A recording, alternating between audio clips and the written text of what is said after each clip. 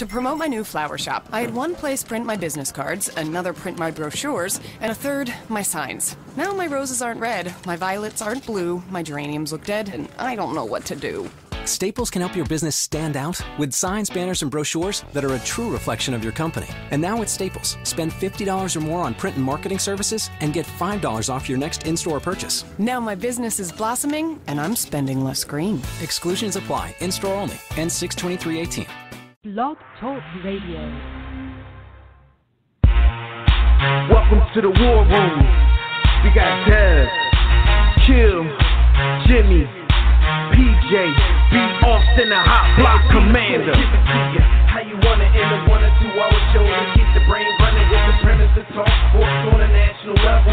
Bold with the topic, sort of like the rubber. When it's game time, they like the Fab Five during prime time. Sports conglomerates speak their minds a little bit. For sports medicine and sports veterans and greats. The 4th of 26 for the war in Kuwait. It's the War Room with 5 nights at the round table. 5 Philly guys diversified and educated.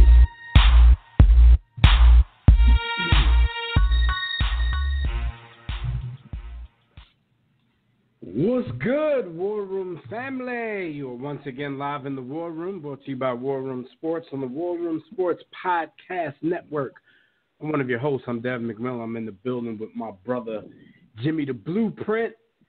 Look, man, the NBA Conference Finals are up and down affairs at this point. Some All-NBA. Matter of fact, all of the All-NBA teams have been announced. And the NFL just made a very controversial ruling. So get your popcorn ready. Keep it locked right here. And to get in on the conversations, make sure you join us right now in the JW Philly Realty chat room at blogtalkradio.com/The War Room, or join us on Facebook or Twitter at War Room Sports. You can also call us directly in about 30 minutes when we open up the Digital Extreme Tech Hotline. That number is 323-410-0012. One last thing before we get it on and popping.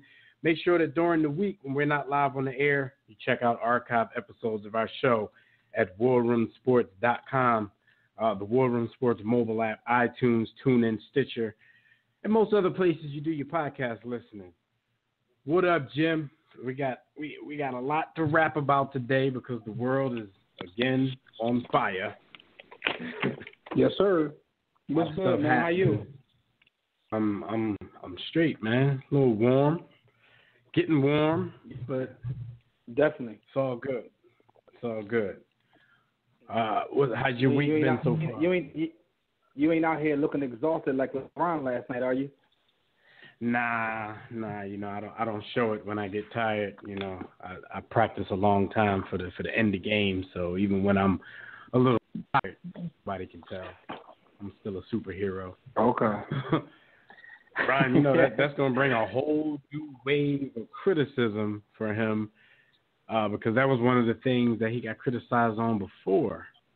But at the same time, it's also going to bring a whole new wave of defense for him because people are just going to keep pointing to the fact. Well, I'm not going to call it a fact.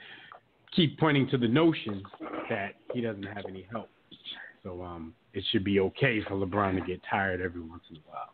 That's what I hear. You know what's crazy, right? Is I mean, I don't like that adage either that he doesn't have help. But outside of disrespectful like Magic to the sport. Outside of like Magic and Bird, I think most of our superstars have had like people use that as an excuse. So this is just par for the course to me when I hear that. Right. I remember there being a time when Mike was scoring a gazillion points and he lost, and they said you got to get Mike some help. And some of those teams I thought were pretty good. I remember the time we had said they had to get him some help when he was here in Philly. You know, I remember, you name it, Kobe. When Shaq left and Kobe had Smush Park, and, you know, and he was getting all those points. Same thing. I mean, this is just par for the course. When you have an all-world talent and you don't win, they're going to take all the criticism, but at the same time, people are going to make excuses for him. And we'll get into this in a little bit as we talk hoops, but right. You know. I mean, you'll have a game when a team gets like 60, 70 rebounds, and the superstar has like 9 of them, but he ain't had no help. Who the hell got the rest of them rebounds? They'll have like 90 points, and the superstar got like 25 of them. Like, yo. somebody had to be doing something. But I think a lot of people look for other people to have big numbers, and sometimes when you're playing alongside certain people, that's just not possible. It's just not possible. Yeah, but yeah. Like you said, did we hear the whole thing with AI not having helped his whole career? Right. Yeah, I mean, we definitely did, and then the conversation just spawns like new limbs every other day, because you'll have the people that say he needs help, and then you'll have the people say, well, nobody can play with him, and the argument just goes back and forth, gets silly. Yeah, it's a circle. Yeah. All right, so let's get it started. I'm tripping. I got phones ringing, text messages going off. And shout out to the homie Fred Perdue, because he's on the line. Fred, you can call us back in. You can call back in for the segment at 6:30 when we talk about the NFL. Good looking out, though. All right, so we're going to talk about what happened this week while you guys were on the grind. I got your message, too, Jimmy. I don't know what the hell I did. I thought I sent that. I don't even have it where I am now, so we're going to have to wing this a little bit. Oh, yeah. So, listen, listen, man. I'm ready. Let's go. You got it. All right, so let's go. While y'all were on the grind, of course, it's brought to you by Sports the Book. Tired of reading the same old sports books with the same old lists, rankings, imaginary starting lineups, all that subjective information being passed off as stats and facts? Well, be sure to pick up your copy of Sports. Smart people only read the sports. It's a mixture of sports and hip-hop culture, keep you on the edge of your seat and laughing like you're watching a comedy special. Just go to sportsthebook.com or get your copy from our website at warroomsports.com. But whatever you do, just make sure you don't miss that movement. All right, so the Bucks reserve shooting guard Sterling Brown, he had a video come out this week, and he's going to sue the Milwaukee Police Department because, of course, body camera footage from a January 26th incident was released this week, and the incident shows police officers using a stun gun on Sterling Brown, and then they arrested him when he was pulled over, basically being questioned for a parking violation in a Walgreens parking lot. So here we go again. This is ironic in the same week that the NFL, made the ruling that they made that we're going to talk about in depth later. This is another black man getting pulled over for a parking or driving violation, and he ends up being arrested, stunned, brutalized, and all kinds of stuff like that. So, like, what did you think when you heard this one? Like, here we go again. I mean, I mean, I don't want to say you get desensitized to it, because you really don't. Because anytime an incident like this or any other incident happens, you go through anger, you go through your stages of grief and what have you. But man, listen, people don't understand that what it means to be a black man in America. They think that a lot of times we cry wolf, and we make things up. And it doesn't matter how much, or how many incidents you have. It's weird, because it gets to the point where I was talking to my wife, and we talk about an incident. I'm like, she says, the guy the cops hit. And I'm like, well, this guy? No, not that guy. No, this guy, not that guy. Right. It's so many of them. Which one? Yo, which one are you talking about? But it's weird, man. But it's like you talk to certain people, and they just don't understand it. They lack empathy, and they don't understand that just being you're considered a threat. I don't think any other race or gender has to deal with that. Have to deal with just being a threat by existing. By existing, you're considered a threat, because cops are naturally scared. Like, they're really scared. But the reason they're scared is because it's already in their head in terms of what we mean just by existing. You know what I mean? Like, in their head, right, they're going to use that I felt threatened. And you probably did feel threatened, but the reason you feel threatened has nothing to do with him or anyone else. Like, I don't know the specifics of the situation, but I'm talking about in general. This is just a thing. this is just a thing where being a black man, you're considered a threat by existing, and no one else has to deal with that. The black man is yo, man, the hunt is on for prey. Shout out to Mr. Butler.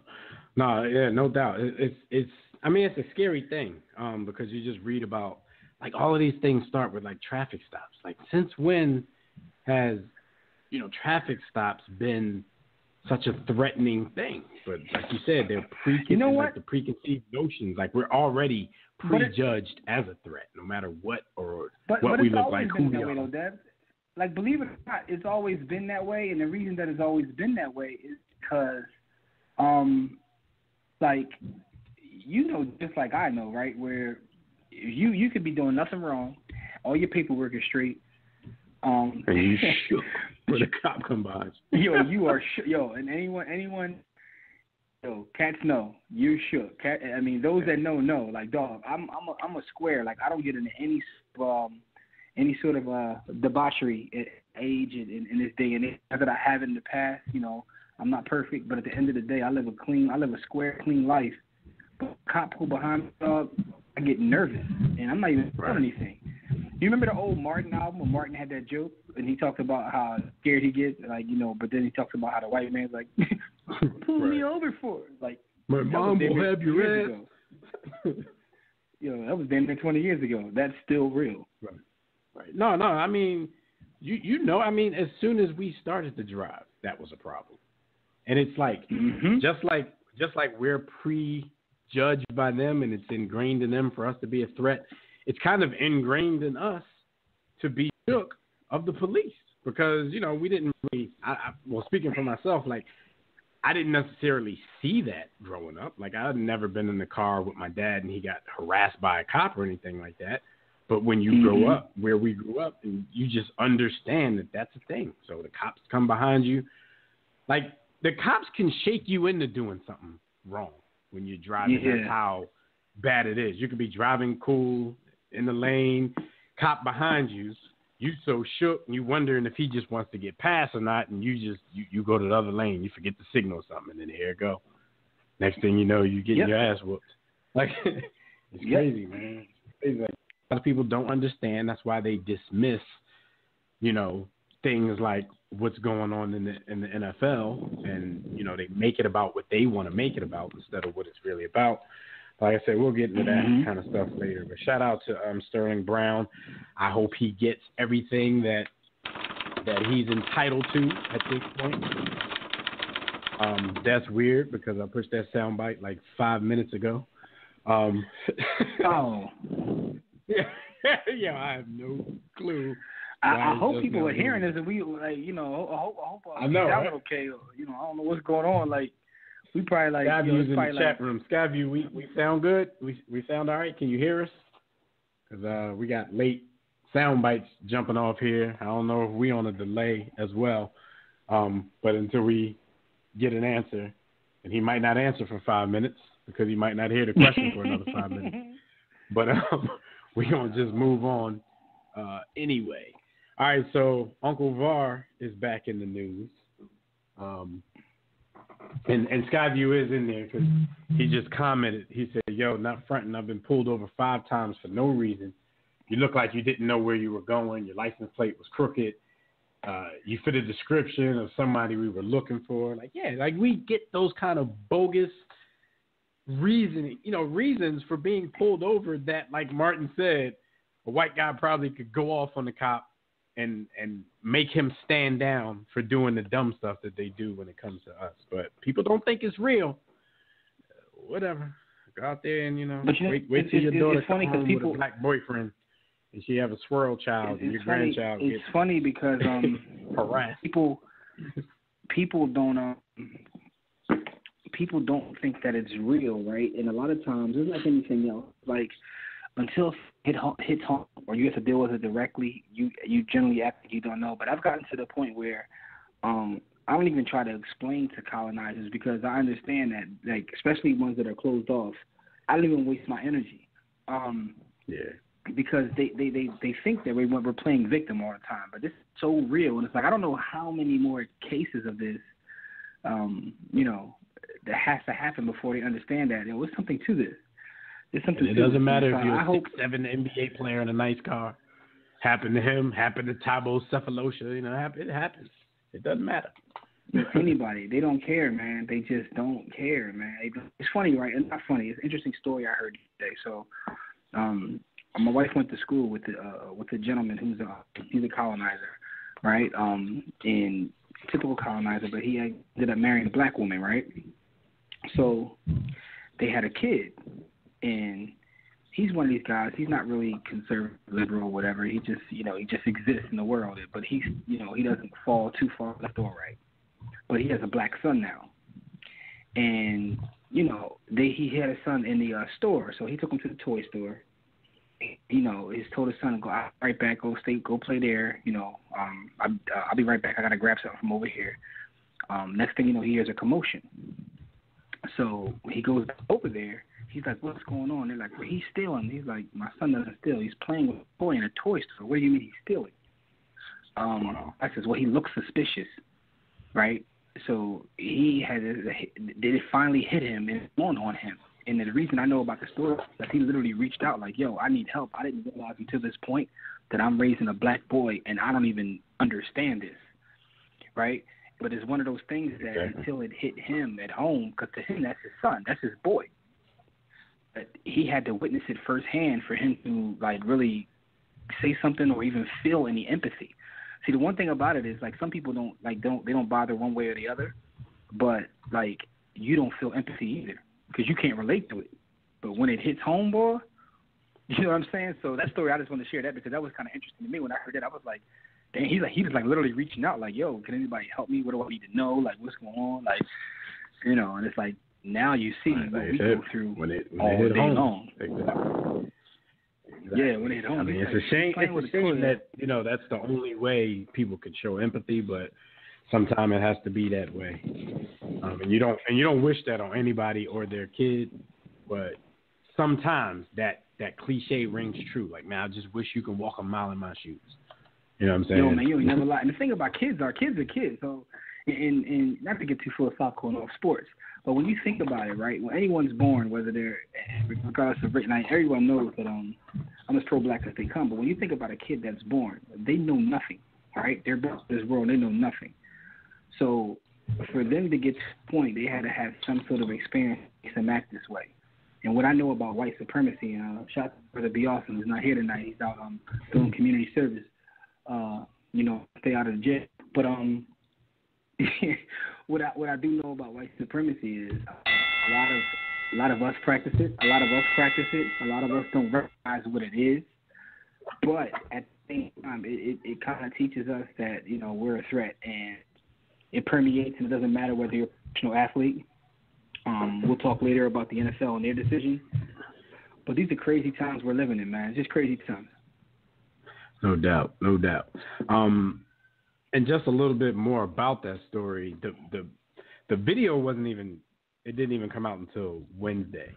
But Milwaukee Mayor Tom Barrett and the police chief, Alfonso Morales, they both saw the video ahead of time, and they were really concerned about public backlash over the officer's conduct. So they knew when they saw it, this isn't right. Our city is about to get hammered for this. Coincidentally, I haven't even watched the video yet. I probably should have done that before we got on the air, but time becomes a BS sometimes. So I haven't even watched it to see how bad it was. But if you have the mayor out here trying to get in front of the story, but not even with excuses or nothing, basically saying, "Yeah, we're gonna be in for it once this happens," that it was probably something that was way unnecessary. So he just said, he's like, it was unnecessarily escalated, and I'm going to be honest and transparent about the situation. So we'll see how it is going forward, and I'll give my reaction when I see it. But yeah, that's crazy. What are you about to say, Jim? What's crazy about the situation, right, is the fact that as an officer, you got to be salty when you find out, hold up, he played professional ball?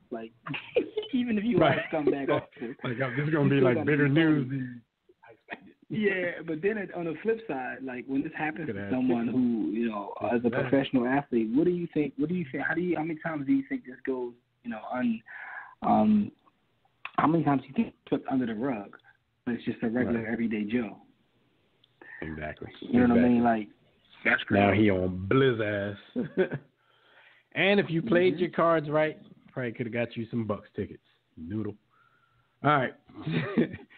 So what else happened while you guys were on the grind? Like I was telling Jimmy earlier, Uncle Var is back in the news, LeVar Ball. His league is set to kick off sometime soon, but the price tickets for his JBA league, which went on sale Monday, they raised some eyebrows. So the fans are basically, let me tell you where they start. And first of all, the league is going to feature LaMelo Ball, his son, and no top 100 recruits. And this league, if you don't remember, I was talking about it before, it's an alternative to the NCAA.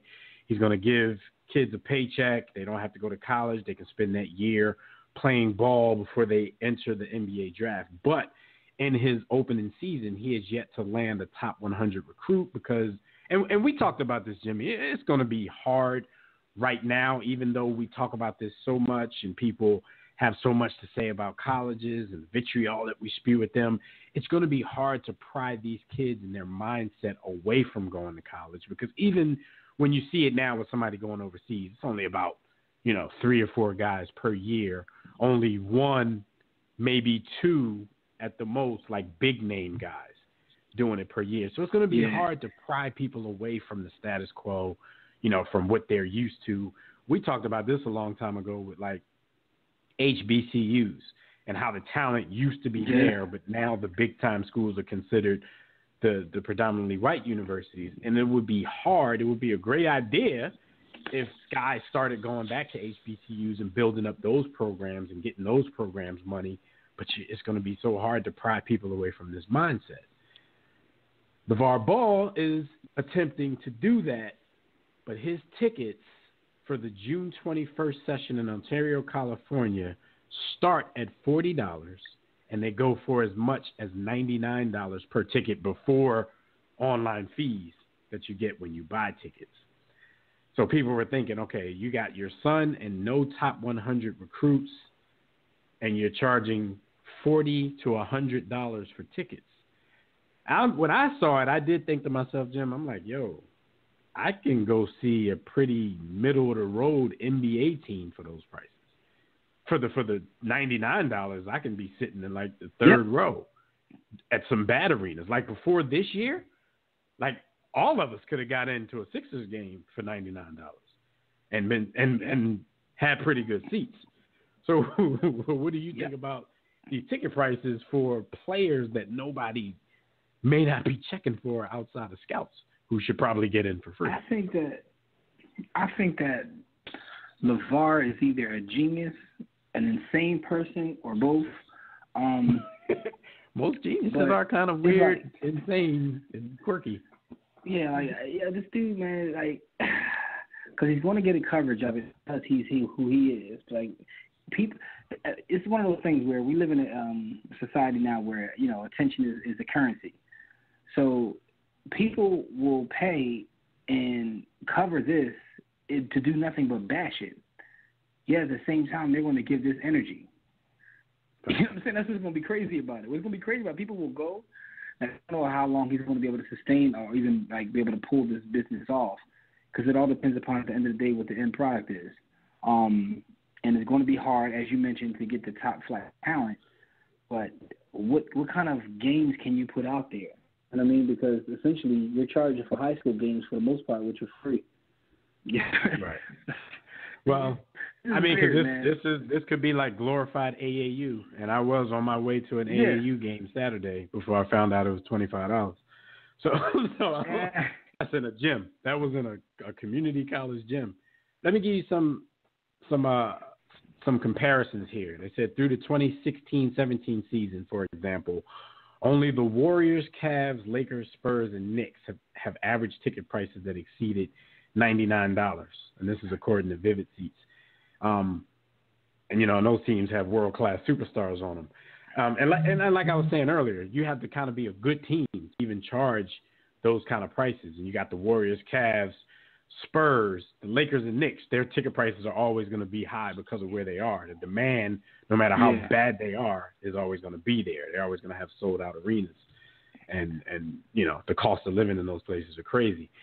They said even the G League teams sold tickets in the $10 range. And that's true because I've been to a few me and Doc Bay went to a G League game down in the Dallas area one time, and that ticket didn't cost us any more than $10 a piece.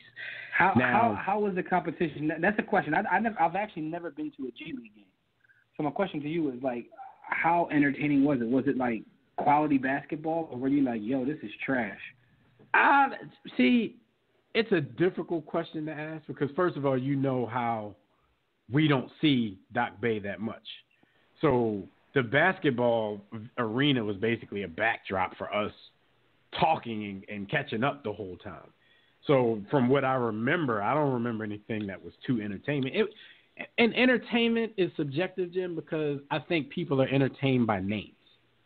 Like this same level of basketball, if it was, some stars that we knew, if it was some dudes from the Mavericks, then we would probably put up with the same boring game and call it entertaining versus I don't know this dude here. You know what I'm saying? I think they had people who had been called up to the Mavericks, but nobody that anybody would really know. So, I would basically say that we got what we paid for. They tried to have entertainment in the arena to supplement the game that you might not be too interested in. But, it wasn't terribly entertaining. But I will be first to tell you, I'm shallow enough myself to know, had those been some names, we probably would have paid it more mind. You know what I mean? Basketball, at some points, basketball is basketball. Unless. But with that same thing being said, isn't that what this is going to suffer from? What you just said. That probably will be the reason this suffers, because people are like, I'm not paying 40, 50, I'm going to do a range like your man, 40, 50, 90, $100 for people that I don't know. You know what I'm saying? So here's a quote from a father of one of the JBA players, Keezo Brown. He said, one thing looked a little funny. If you get any endorsements, you get 60% and the JBA keeps 40%. They're going to sell Keezo's jersey. They charge like $450 for shoes. So who knows what they will charge for jerseys. As long as Keezo plays well, I don't think he will have a hard time selling 10,000 jerseys. So they're telling, on top of these ticket sales, bar keep 40% of anything you make with your name on it, which I'm saying in comparison to college, Keezo's pop can't really complain because in college, you ain't getting none of that.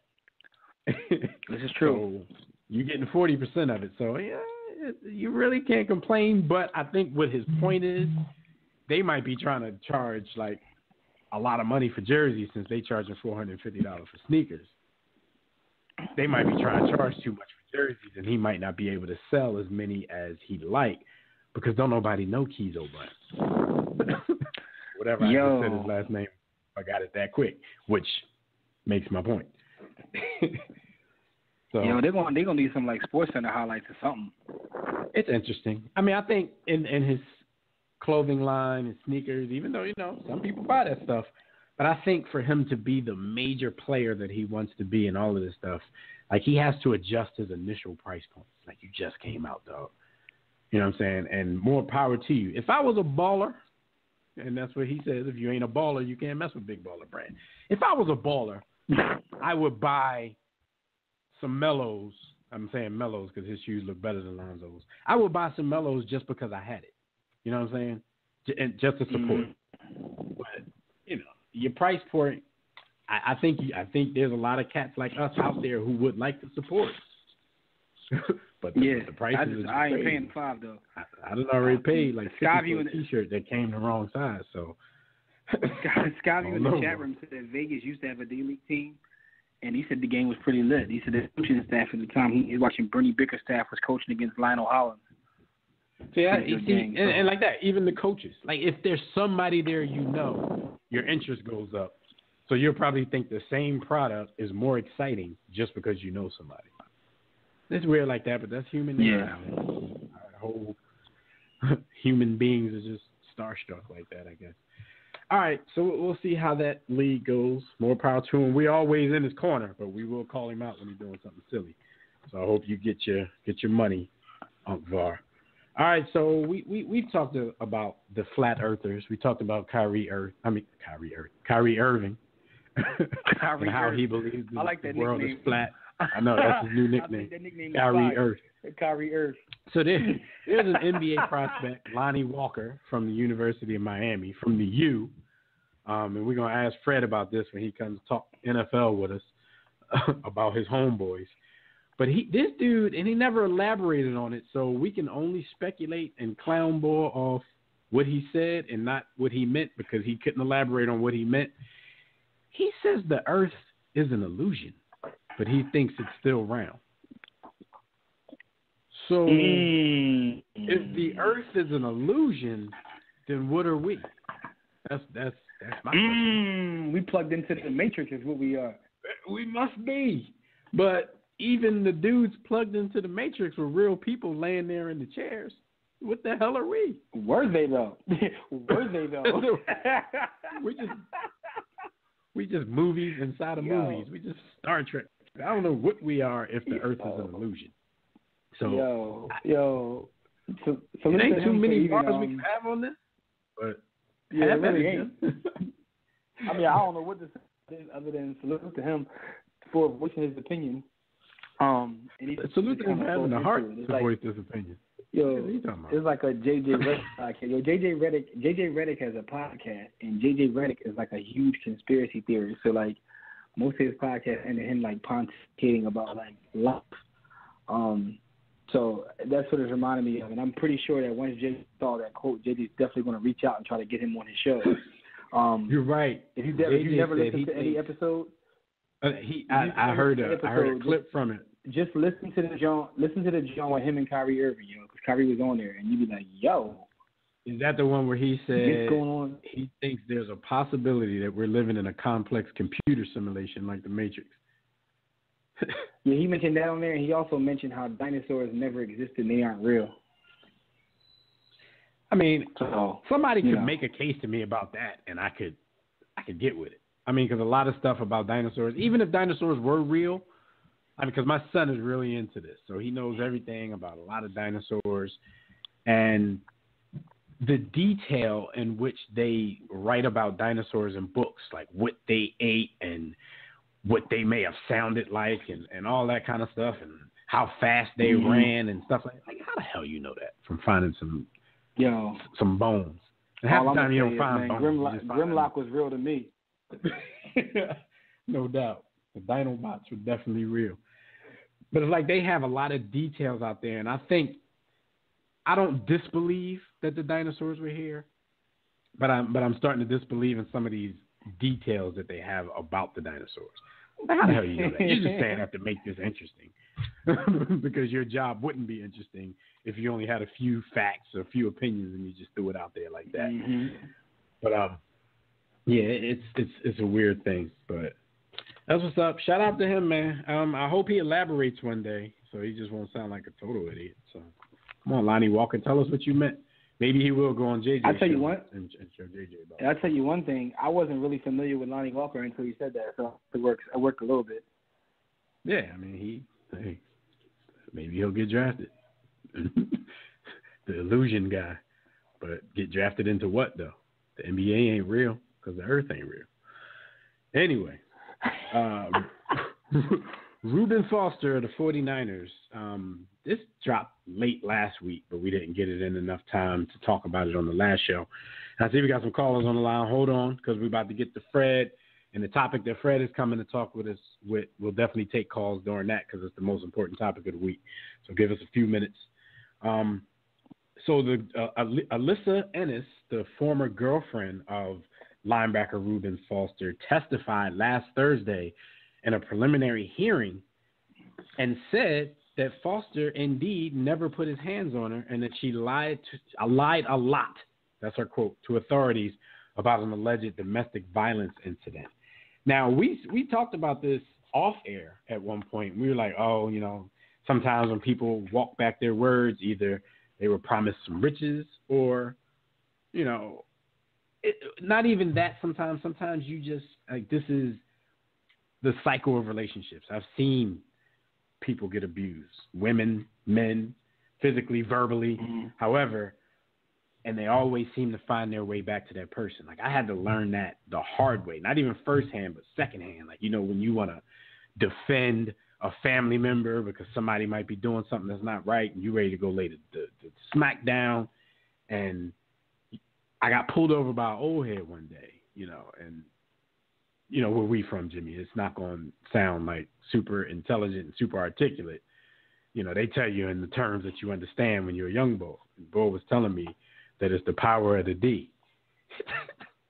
And this is what he told me, dog. He was like, yo, you can't get all mad, run down there, put your hands on this dude, risk your freedom and all of that kind of stuff, and then you don't understand why you know, you're going through the repercussions of that. This person is right back with that dude. He's like, it's the power of the D. So as I get older, I can internalize that. I can make it more articulate. I understand exactly what he was trying to say, but you know how our old heads were back then. They just told you, they talked to you in street lingo. And Bo said, it's the power of the D. He's like, don't even get involved in that kind of stuff. So you think about it, like it could be something like that, but she basically said because he broke up with her, she wanted to ruin him. So I guess she thought she was in for, you know, a life of riches because she was on track to be married to an NFL linebacker. And when he broke up with her, she did all kinds of stuff. She said she admitted to previous lies. She stole money from him. She stole 2 Rolex watches from him. And then the kicker was going to the police with this trumped up story about him putting his hands on her, and it apparently never happened. This is dangerous, man. What are your thoughts on this? This is dangerous grounds, man. There's too much going on right now. Wow. For you to be making stuff up like this because you're messing with the credibility of real people who are going through real things. I mean, this is crazy, man, because I guess until, like, because I don't know if the story said this, what happens to her now that she admitted this? Right.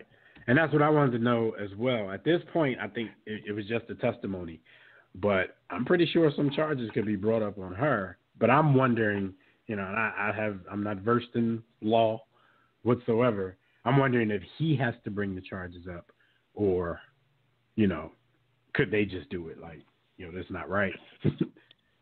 No, I don't think he could. I mean, unless he does it civilly, but I mean, criminally they could.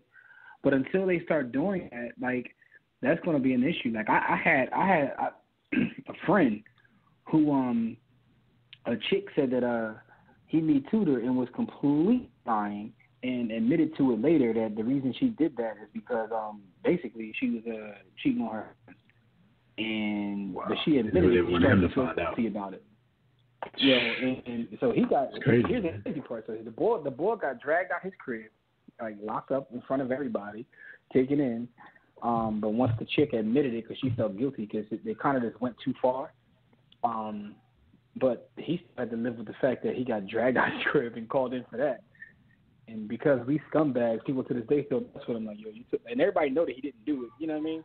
Right. But y'all still razzle about it. Yo, but this is a chick that he used to always. Yeah, I mean, but she was married. I mean, you know, so I mean, you know, I'm gonna leave that alone. But anyway, my point is, nothing happened to her though. She admitted they let her go. They dropped all charges, but nothing happened to her.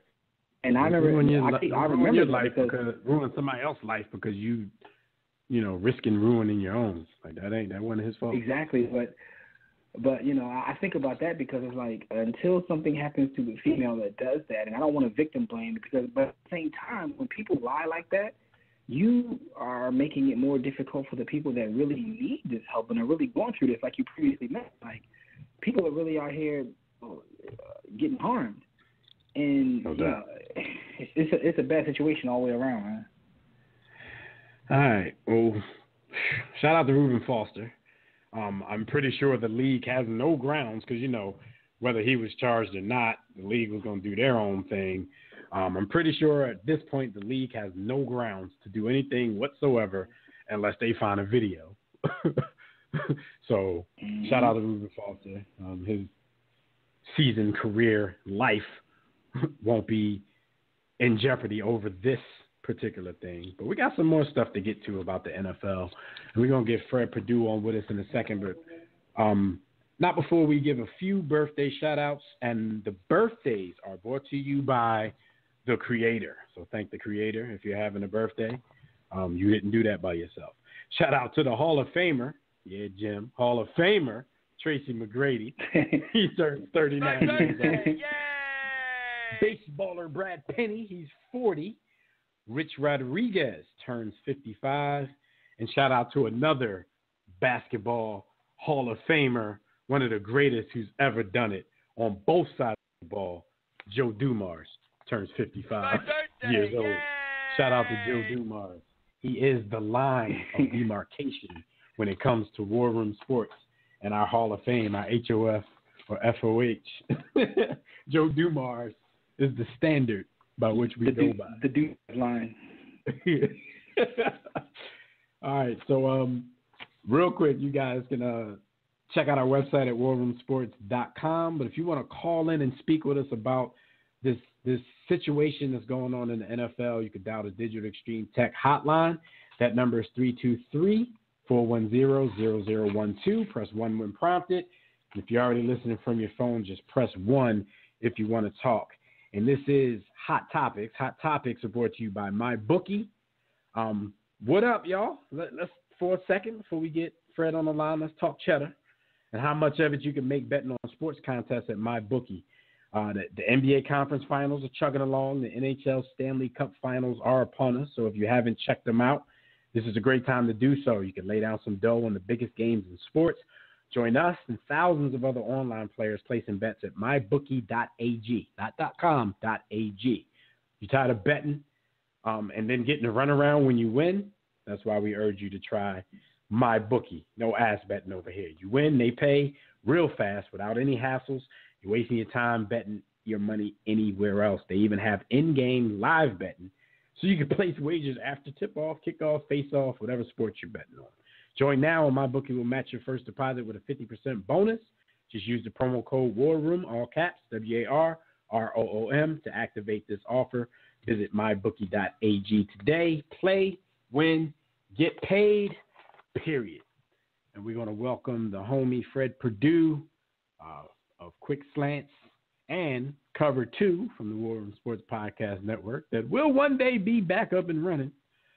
You guys just got to keep holding tight. We get, I ain't going to say hundreds, but we get tens of questions every day about when the rest of the show is back up on the line, on the network. We're working on that, y'all.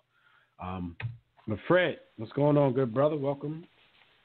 As usual. What's going on, fellas? How y'all doing? We're good, man. We're good.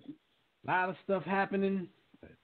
Big topic in the NFL this week, and I know you wanted to get in on this conversation that we're going to have about that. Jim, you as well, you know that the ruling came down by a unanimous vote by the NFL owners. And I have to put a disclaimer to that. The vote was unanimous, but allegedly 49ers owner abstained from voting.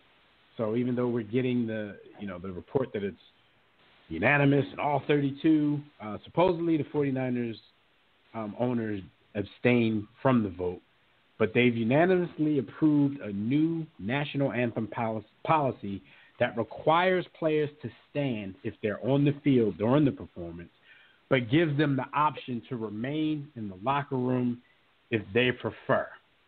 This ruling was announced on Wednesday. What do you guys think about this new policy? And Tobias, we see you on the line. We're going to let you on.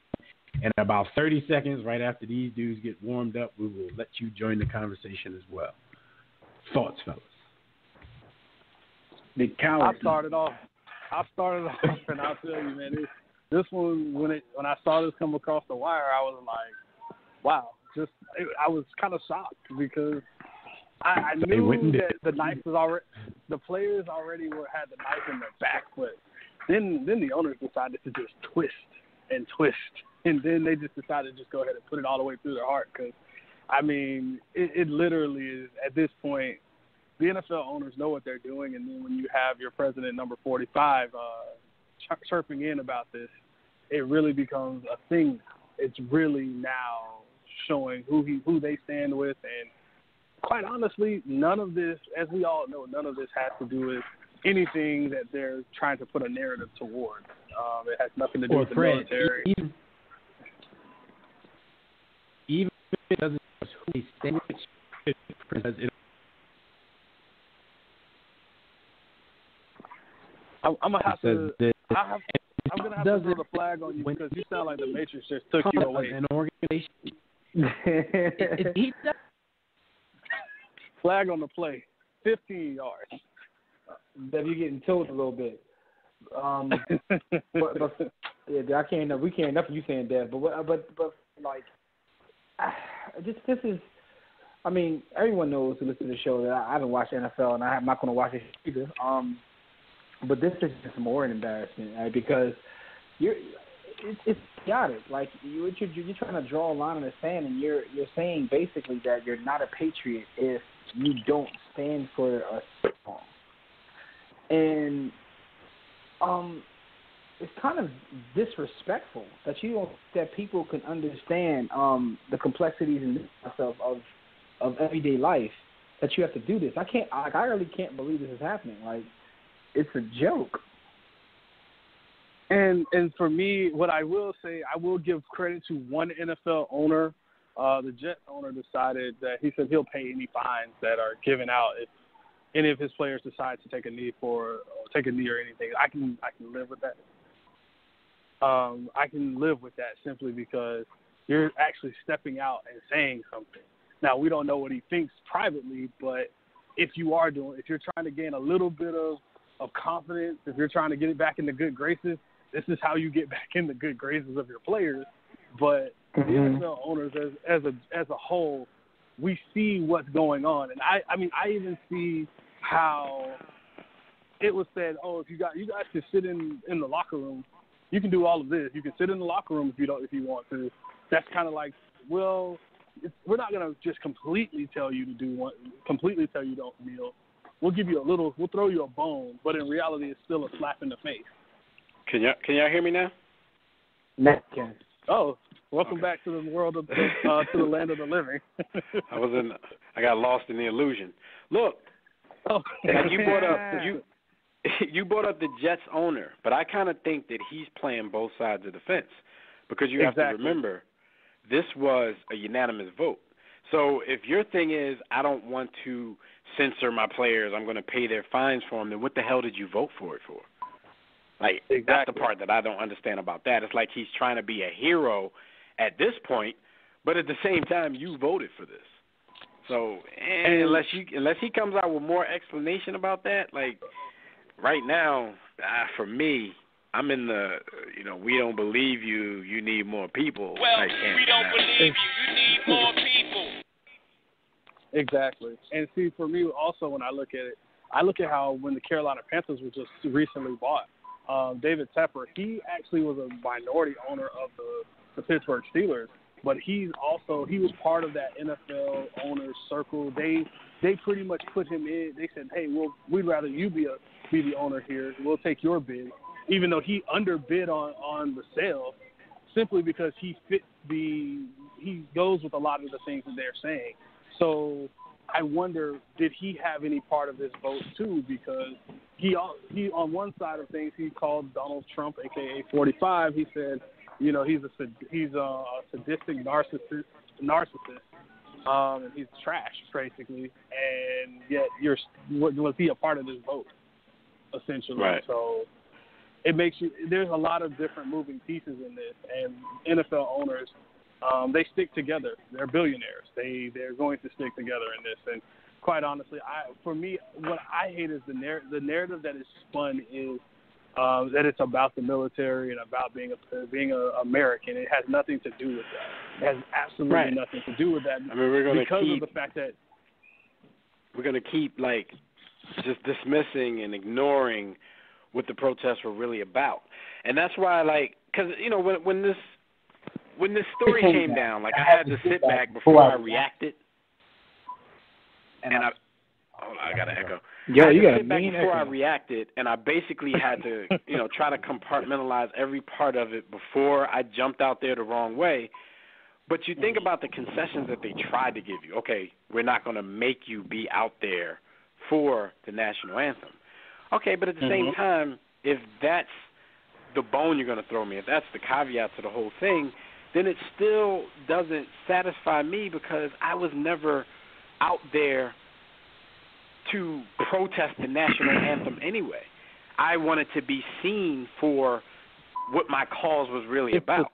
So me not being on the sideline, that's not a statement. That's not a protest because if you're not out there, they're not going to know that you're not out there unless they're going to let me make a big-ass sign and sit it next to my teammates and say Devin is in the locker room and I'm protesting. No. You know what I'm saying? They're not going to allow you to do that. They just want you, all right, you're either going to be out here or you're not.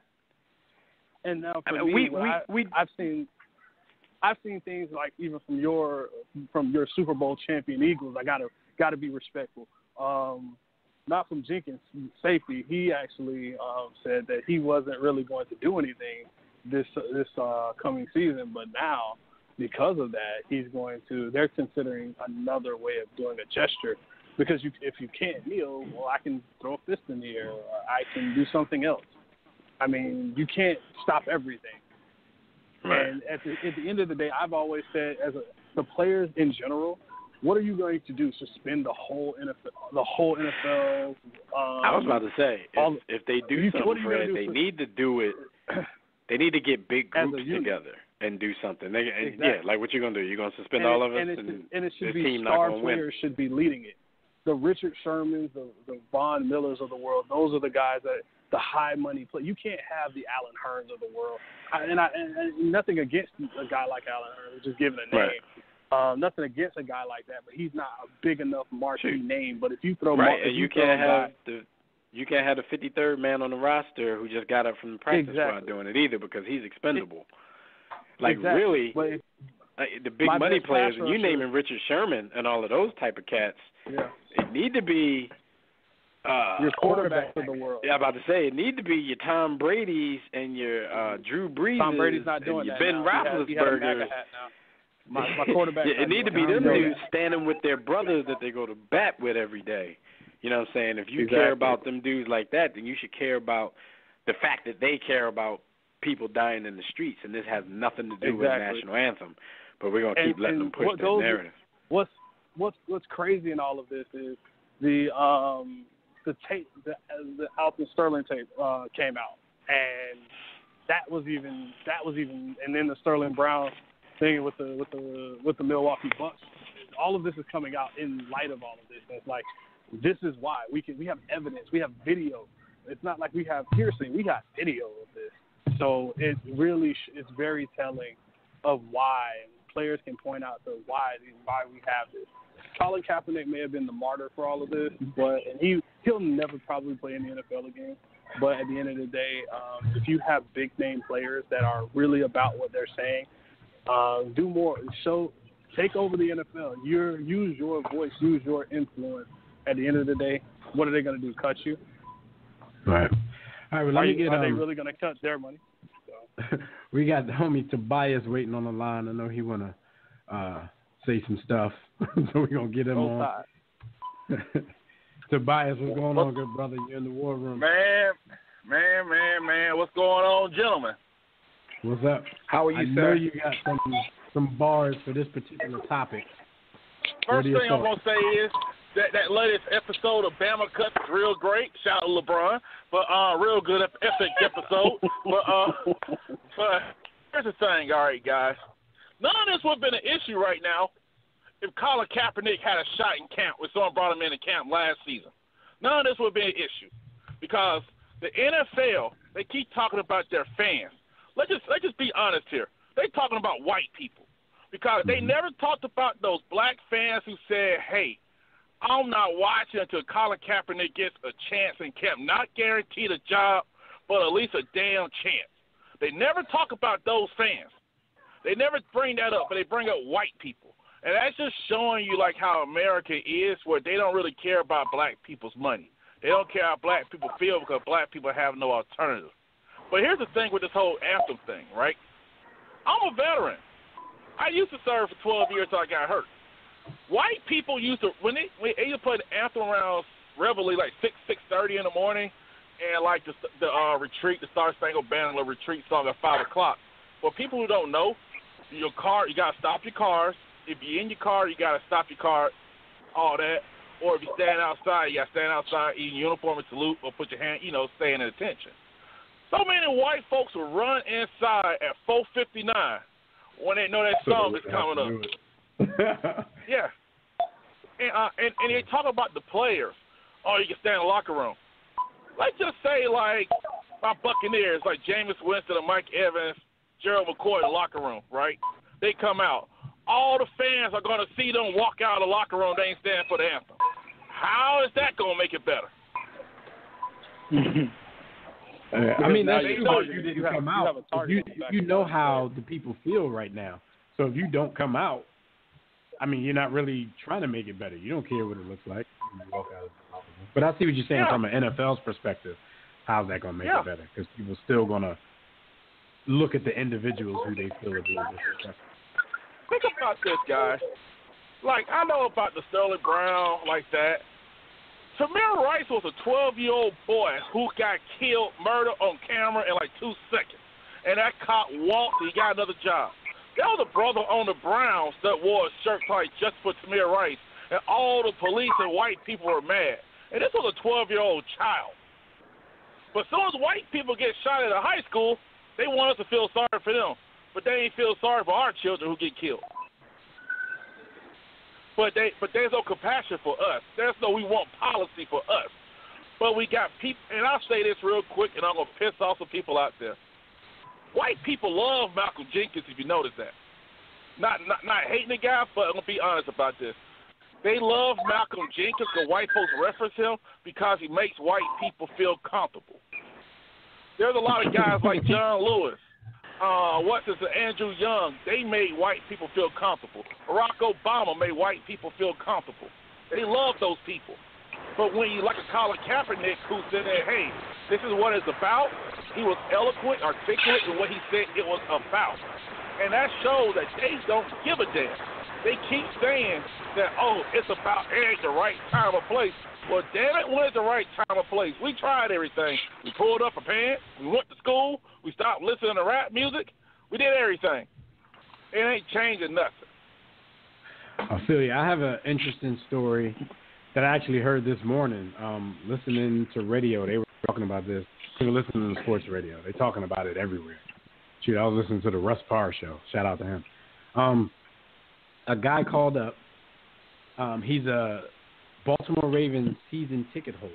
So he talked about when they were about to sign Kaepernick last year. They said he was in the building, ready to sign his contract. They said the owner sent out an email to all the tickets to the season ticket holders. Everybody who had a PSL, he sent an email asking them, like, how would you feel if we signed Colin Kaepernick?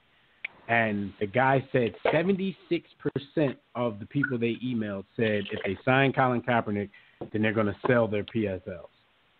So he panicked. And at the end of the day, that you still have to remember the NFL's a business, and you have to remember who's buying these tickets. Because I can tell you, if you honestly believe that people that look like you and I are the ones that are buying these tickets and filling these stadiums, I got a bridge in Brooklyn, I can tell you. No, and I understand it. And that's what he said. You know, he basically did a quick poll of his season ticket holders. 76% of them said, do it if you want, and we'll sell our tickets. And he panicked, and he didn't sign. We know that a lot of human beings have way more bark than bite. But then, like, when you look at it from that perspective, when you're the business owner and it's your money that's invested in all of this, Like, you can understand why you don't want to have anything to do with this, but still, you cannot be against in any way the people who actually make that money for you. You know what I'm saying? Because those guys, regardless of the fans, like, those are the ones who put the fans in the seat. The fans don't come to see the owners. Yeah. Here's So, one thing also. That's Baltimore. You might want to make them happy first. Freddie Gray But I guess got you don't murdered have out there in Baltimore. Real quick. Last point.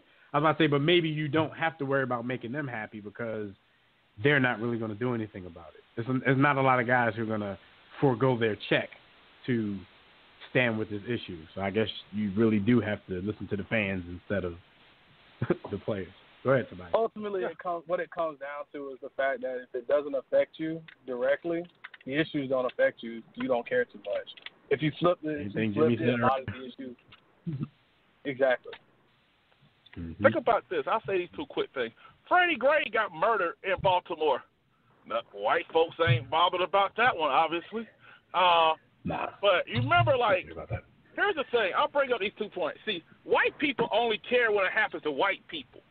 You remember when that black cop in Minnesota shot that white woman? Notice how quick that he got charged of murder. He's going to go to prison. There were 2 black cops who shot at a white guy in Louisiana, killed his 6-year-old son in the process.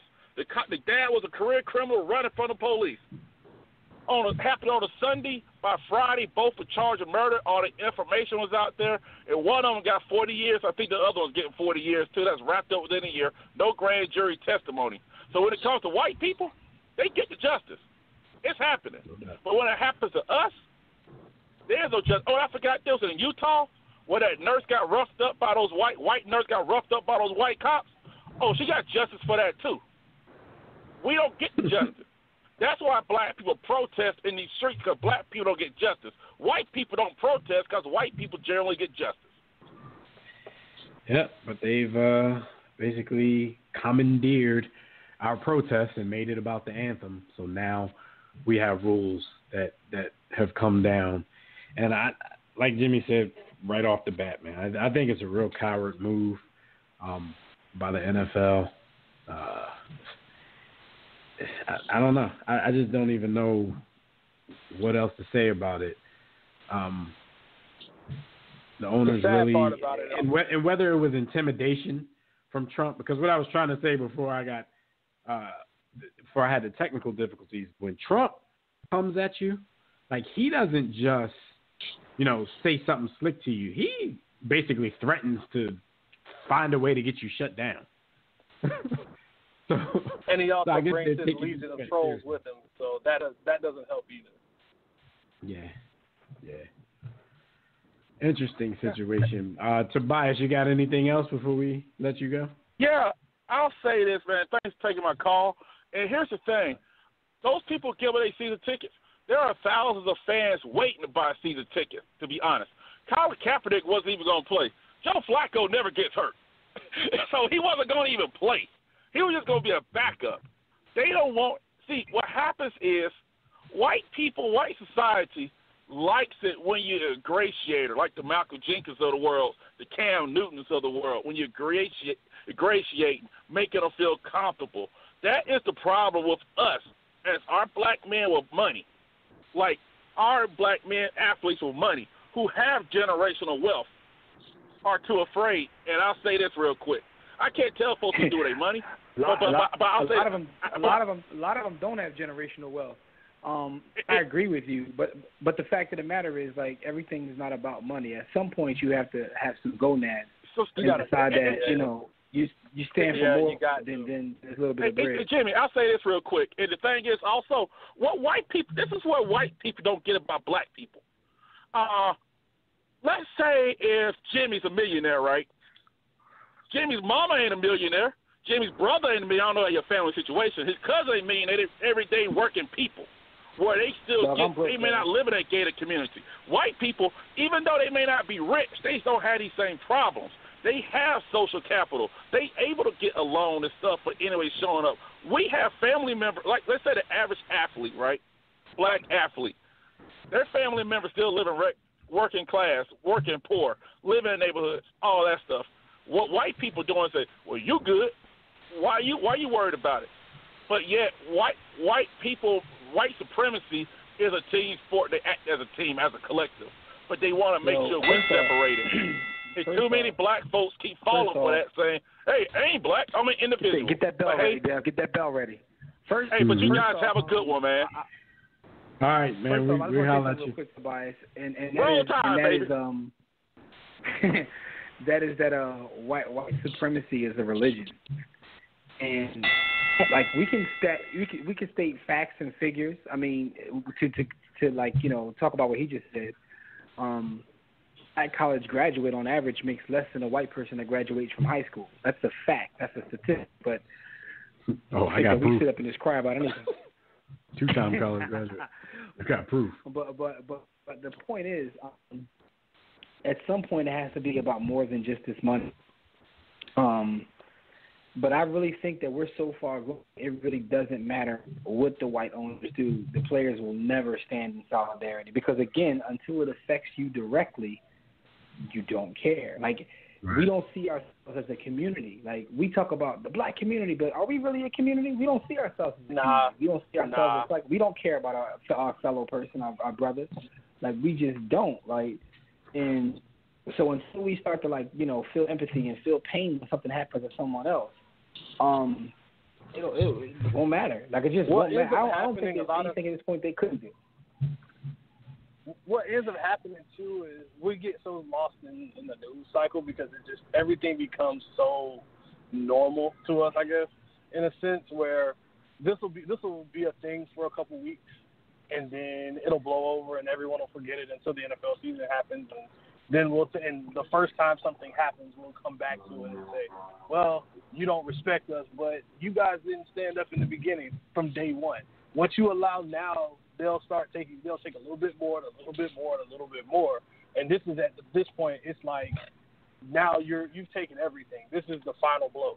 Are you willing to take it, or are you willing to just stand up and fight for what you get? Because at this point, you don't have any black owners. You hardly have any black GMs in the NFL or executives or coaches. It's very rare. The NFL is just the talent. Let's be real. If we're going to be very, very, very honest, the NFL is a good old boy network. I mean, it is really what it is. They take care of their own. Yeah. No, and y'all make great. It's crazy because Jimmy already made a point. It's crazy because I was about to read Skyview's thing. He said there will be no change until the players agree in solidarity, which unfortunately may mean strike. And Jimmy already said, like, it's just not gonna. We're not gonna see that. Yeah, like for me, I just want to say that that is interesting because like this whole thing, has made me reevaluate. People say, "Don't you miss football?" I said the funny thing about all this, what this has really done for me is it's made me, and it's a combination of things. Is this plus this past season? It's made me fall in love with my first to begin with anyway. Is now I'm so far in on the NBA that I really don't miss it. You can come on down to college football. We don't have these issues yet. I mean, y'all got all kinds of other issues. Y'all been running slave labor since the beginning of time. You know what I'm saying? Like, so, but what I'm saying is I really don't because my first love is basketball anyway. So for me, and the fact that the NBA had a great season at the right time, I don't know, like, whether that's just like fate because I think that this season has been the best season in years. And I'm like all in. So I really don't miss it. And it's crazy, right? Because I'm in Philadelphia. It's funny because I saw some people who, didn't give it up last year. I'm giving it up. And I'm like, oh, this really pissed you off? Like, well, the Eagles also won, so I don't care more. Good now. I wonder who said that one.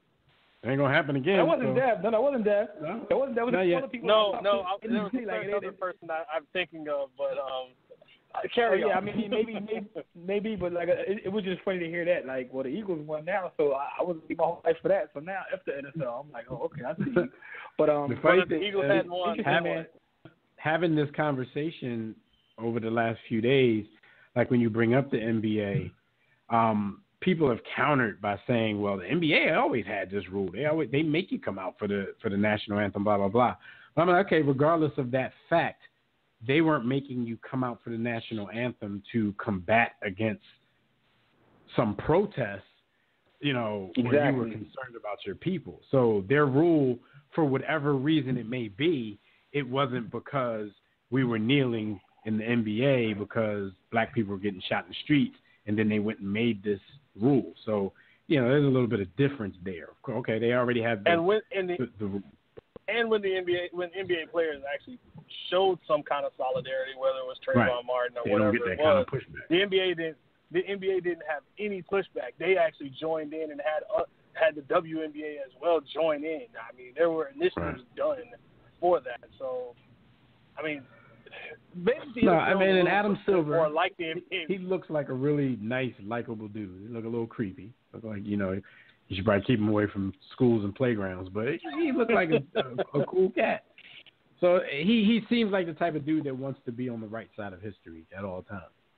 So he can look. The NBA is doing a very good job of taking advantage of the NFL's mistakes. Just be honest. Exactly. They're doing a great job at using the NFL as a case study on what not to do to sink your league. But even if it's a couple things, right? It's a couple like they have a lot of great young talent that came into the league at the time. I think Adam Silver himself has done a tremendous job. Like, I listened to him speak. Our brother Corey that was telling me, he's like, yo, go look up Adam Silver speak about the future of the league and like esports. And I heard him speak about it, and like I was blown away about how forward thinking that he is. And I was like, okay, now I can see why David Stern picked this guy, because like we're in season 2018. Adam Silver right now is making plans for like 2028. Like he's somewhere else right now in terms of where he sees this game. So they have done a tremendous job. But the NBA has like culturally always been a little bit different, even in terms of how they embrace social media. Instead of like, you know, trying to block things, ban the players, or ban players from using it, they embrace it and use it to kind of make it part of their game in terms of their hashtags. NBA put up with a lot of cocaine use in the early 80s and late 70s. I mean, it went through a lot. I even look at how the NBA did with the clothing.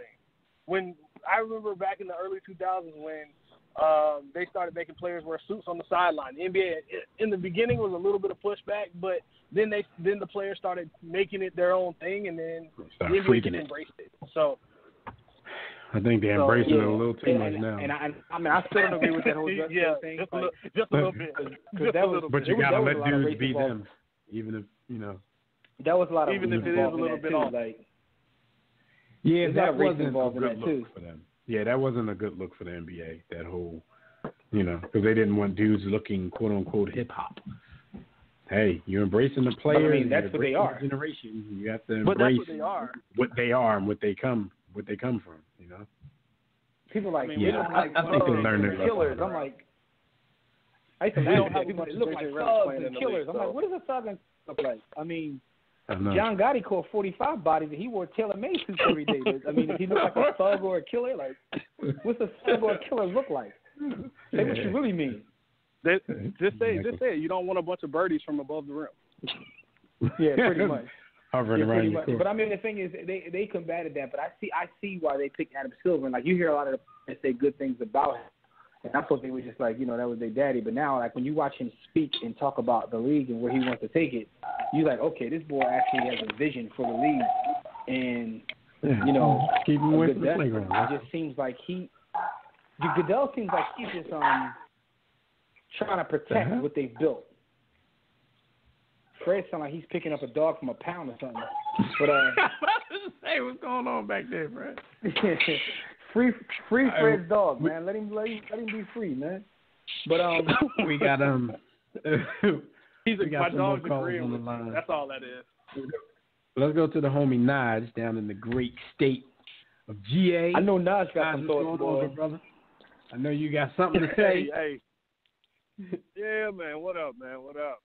I'm glad y'all really good out, man. What's your thoughts on this NFL policy? They really had the gumption to do this. It's crazy. Yeah, I mean, at this point, we're really not surprised. I think we do have a segment of our society to where we talk about, you know, call them regressive or whatever. but it seems like they're still battling the taking on the fights from the 90s. So, like, I hate the NBA guy who comes with the critiques of the NBA. Like, that mentality is still there, and, you know, their idea about police brutality and all this is, okay, well, what did he do? Well, why did that happen? You know, it's always the whataboutism, because they can't take on the weight of, okay, this country is built in a certain way and it operates in a certain fashion, and in order to continue that way, certain norms have to be held. So in their mind, going against those norms is not only, you know, you're going against the country, but you're not a patriot and you should leave. So, you know, it's not surprising that they would take this stance. I think the ownership, most of them agree with those people who think in that way. Now, to flip it to the NBA, like you said, the players had a say in what they did with the flag. And I think if you look at that and the suits when they made people dress up, those things were things done for business reasons. Hey, this is going to bring us more money. We're going to look a certain way. And, you know, as good as Adam Silver is, we do have to say the incentives kind of drive the way that he conducts himself. Most NBA fans are young, a little bit to the left, plus you got the minority population that always has messed with the NBA. So, you know, it's in his interest to do so. You know what I mean? You got to have that commissioner. You swap him and Goodell, they probably act in different ways based on the money. So I think we got to get away from calling those two bad guys and look more at ownership and the things that they believe and want to enforce. But this is a fight for dignity, though, man. I think the players do have some room on this, though, because they know 45 is going to use this as a political, you know, flashpoint.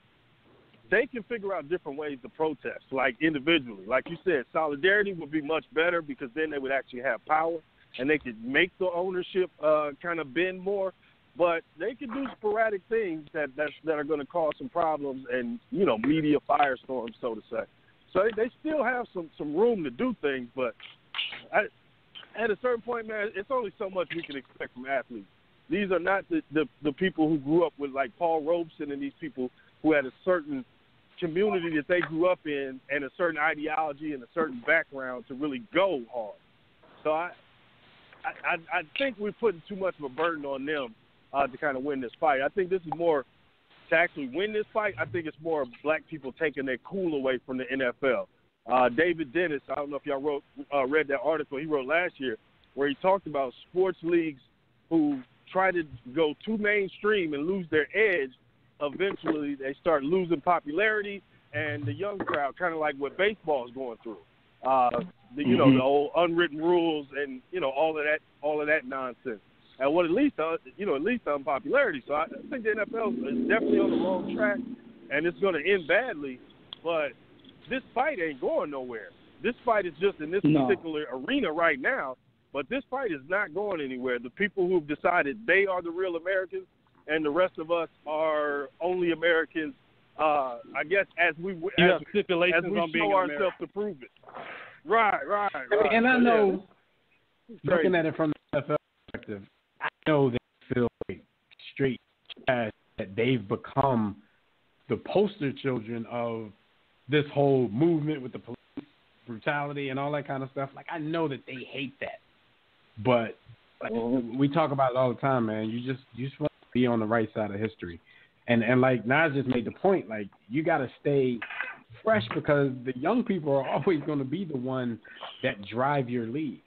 You know what I'm saying? People get old and die. It refreshes all the time, so you have to stay refreshed with the population of people. So, and I think NFL owners think like mom and pops. They think like small business owners.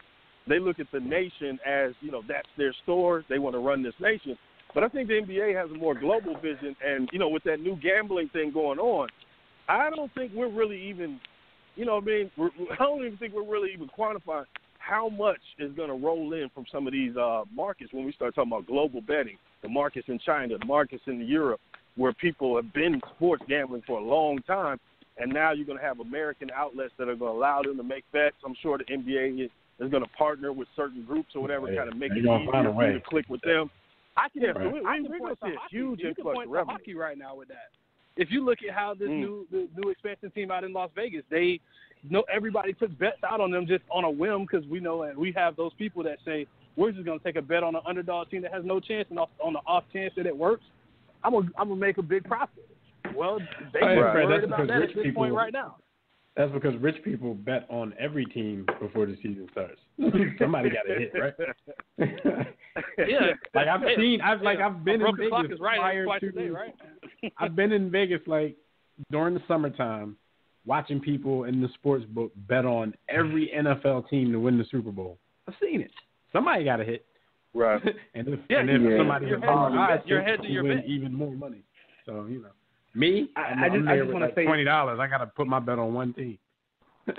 I just want to say, Naj, you made an amazing point about in terms of where things are going, and the NFL not really playing the long game, I guess is a term I want to say, playing the long game, because there was when boxing was the number one sport in the country, and right. It didn't do enough to cater to a younger demographic, and so other sports come in, and it's just, the time horse racing was the number one sport in the country. Hey, baseball.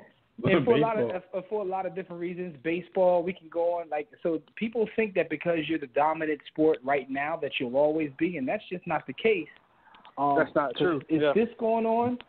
It's baseball, the whole thing with concussions rules from 130 years ago, Jim.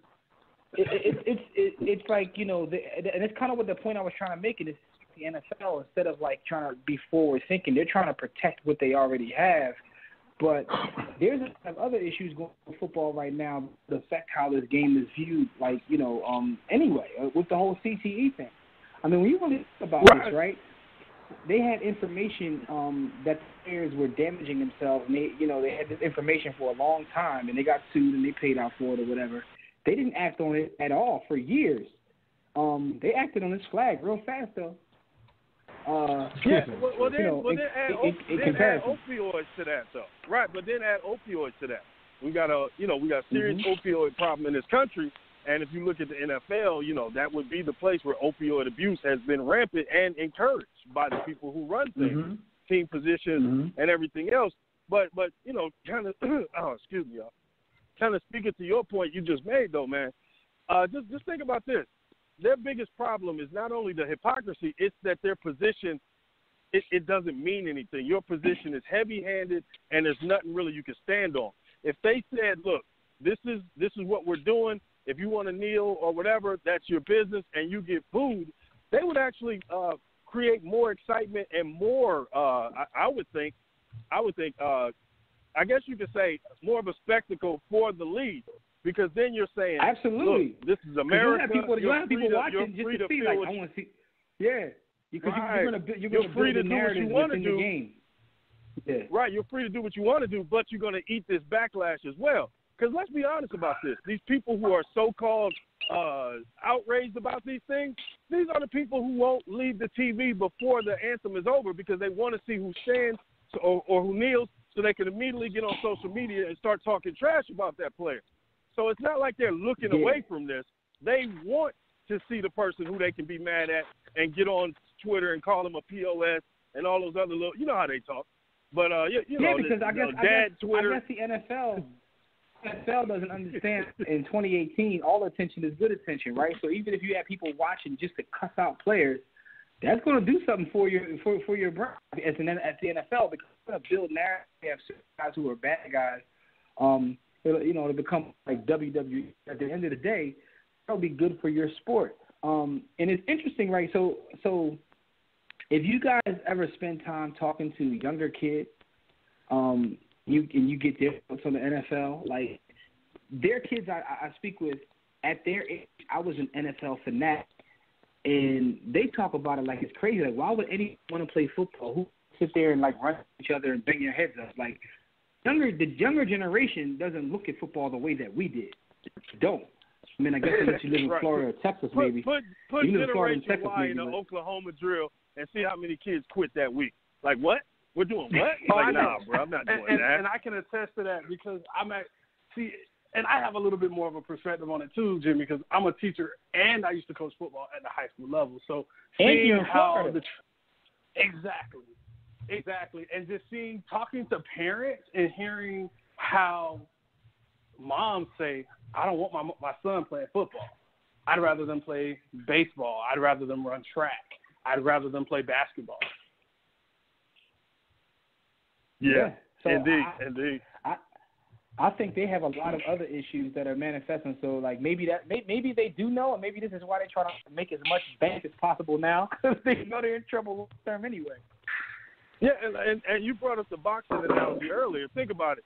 Boxing started to lose because they weren't drawing from that huge talent pool that they used to. Now guys can fight to the damn near 45 because it's not the same, competition there. With football, what you're just talking about, them losing some people as far as in the youth league, now you're depleting your talent pool, and the people you're going to be dependent on to draw from are the people you are insulting on the daily right now. And what you've done to Colin Kaepernick made him a historic figure now. He's not going anywhere. And when you see Colin Kaepernick speaking well and still able to have all his faculties, and we see some all-pro former MVP guy really struggling with the things that have happened to football, how is that dynamic going to look? So, there's a lot here, but I know I ran up a bunch of time, man. As usual, man. Y'all banging it out. Great stuff, though. All right, no doubt, man. Thanks for your call as point. usual, man. We appreciate it. Great points. All right, so, man, that's a topic that we're going to be talking on for a long time, man, because I want to see what the players' response is going to be. We haven't heard from too many people. I want to hear what the Players Association's response is going to be. I hear that the homie George Atala is gearing up for something. DeMaurice Smith made a quick statement. So I want to see what they're going to, they're saying stuff, but I want to see what the push is going to be, what the pushback is going to be from this. So we'll definitely stay tuned for that. Fred, you're welcome to stay with us if you want. Real quick before we get into this NBA. Before we get into this NBA, quick stat of the week. Our stat of the week is basically a shout out to the Las Vegas Knights, who will face the Washington Capitals in the upcoming Stanley Cup Finals. But the great part of this story is, if you followed, is this team it's in its first year of existence. I know Fred mentioned it earlier when we were talking about the last story. But, a franchise in its first year in existence has made it to the championship round. So the story would be a great one, if they could finish this off. I have a feeling, because I do live in the Washington area, and the Washington Capitals are known to be major choke artists, but I think the Washington Capitals have basically passed all of the tests that came up that are kind of indicative of the way that they usually choke. The main test is the Pittsburgh Penguins. And then in this situation with the Tampa Bay Lightning, they got a lead in the series, then ended up getting down 3-2, but ended up winning the last two games to win the series. I think their test might be passed. So even though the Las Vegas Knights would be a great story if they could finish this thing off, I think I'm going to have to go with the Washington Capitals in 6. But I would love to see Vegas finish this story off. So shout out to them, man. What are the odds? Or they plan on just choking on the biggest stage. They're like, look, let's choke on the biggest stage this time. we choke in stages. We used to choke early, first round, because they're like the regular season team. Like, they're always great in the regular season. They're always supposed to win. It's not just so you're saying the Capitals, it's the Nationals as well. The NHL. Yeah, they're the Colts of the NHL. I'm throwing shots. Yeah, the Colts won one. Got to a few, but they won one. I guess they'll definitely be the Colts of the NHL if they finish off Vegas and win the Stanley Cup. Then we can definitely call them that. Like, y'all done choked for years and then finally got through. God knows this area needs a winner. And if they're going to have one, it could be the one that I care about the least. That'll be cool. If the Washington professional football team won, I would probably have to move. So, if somebody has to get one, let it be the Caps. I used to feel that way about the Nationals, but they've gotten so cocky because the Nationals win 9,500 games every year, and then they choke. They've gotten so cocky around here as a baseball fan base, and this team wasn't even here for long. Like, you kind of don't want to see them win either. So if anybody's going to do it, and I'll be okay with it and won't have to move, it'll be the Capitals. So shout out to the Stanley Cup Finals that will start this week. All right. So as usual, we got a few more callers on the line that we will get to. Y'all can check out our website, warroomsports.com, if you want to call in and speak with us about any of today's topics, mainly some NBA stuff. We're going to talk about these all-NBA teams. You can dial the Digital Extreme Tech hotline. Number is 323-410-0012. Press 1 when prompted. If you already listen from your phone, press 1 if you want to talk. And this NBA Wrap is brought to you by Digital Extreme Technologies. Do you or your business need a custom website? If you do, if you need dynamic, professional, and most of all, affordable custom website solutions, you need Digital Extreme Technologies. No need to break the bank for an effective online presence, top quality, results-driven websites at incredibly affordable prices. And yes, financing options are available, so you have no excuse to have a cheap-ass looking website when you can make payments on a nice-looking website. Visit digitalextremetech.com or call 267-205-4203. And for discounted rates, be sure to tell them that the generals over at War Room Sports sent you on by. All right. We know that the conference finals are going on in the NBA. We have a knotted up series, 2-2 in the Western Conference between Houston and Golden State. And we have Cleveland on the ropes. They're down 3-2 to the Boston Celtics with Game 6 coming up in Cleveland. We'll talk about those in a few minutes, before we get off the air, just to see how you guys are thinking and, if your picks have changed or what you think is going to happen from this point on. But I want to talk to you guys about the All-NBA teams that have been named. Of course, the individual awards, they're going to wait for the NBA award show after the finals. But the All-NBA teams have come out. And let's start with the NBA All-Rookie team. And I'm salty because I don't have the joint up, but here it is. All right, so first team, who it is, though. Yeah, we know who it is. First team All-Rookie is Donovan Mitchell, Ben Simmons, Lauri Markkanen, Jason Tatum, and the Kang. Not the King, the Kang. LeBron is the King, but Kyle Kuzma is the Kang. D-A space K-A-N-G. So that's your first team All-Rookie. And then your second team is Lonzo Ball, Bojan Bogdanovic, John Collins from the Hawks. You got to say where he's from because don't nobody know anybody from the Hawks. Josh Jackson and Dennis Smith Jr. So do you guys think they got it right on the rookie teams, or should anybody be swapping from the first team to the second team, or did they get this one pretty much correct?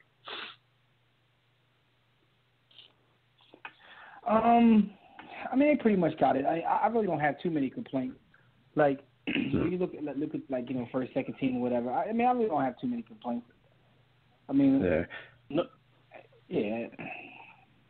complaints. I was going to make something up, but I really don't have no complaints in terms of I really don't.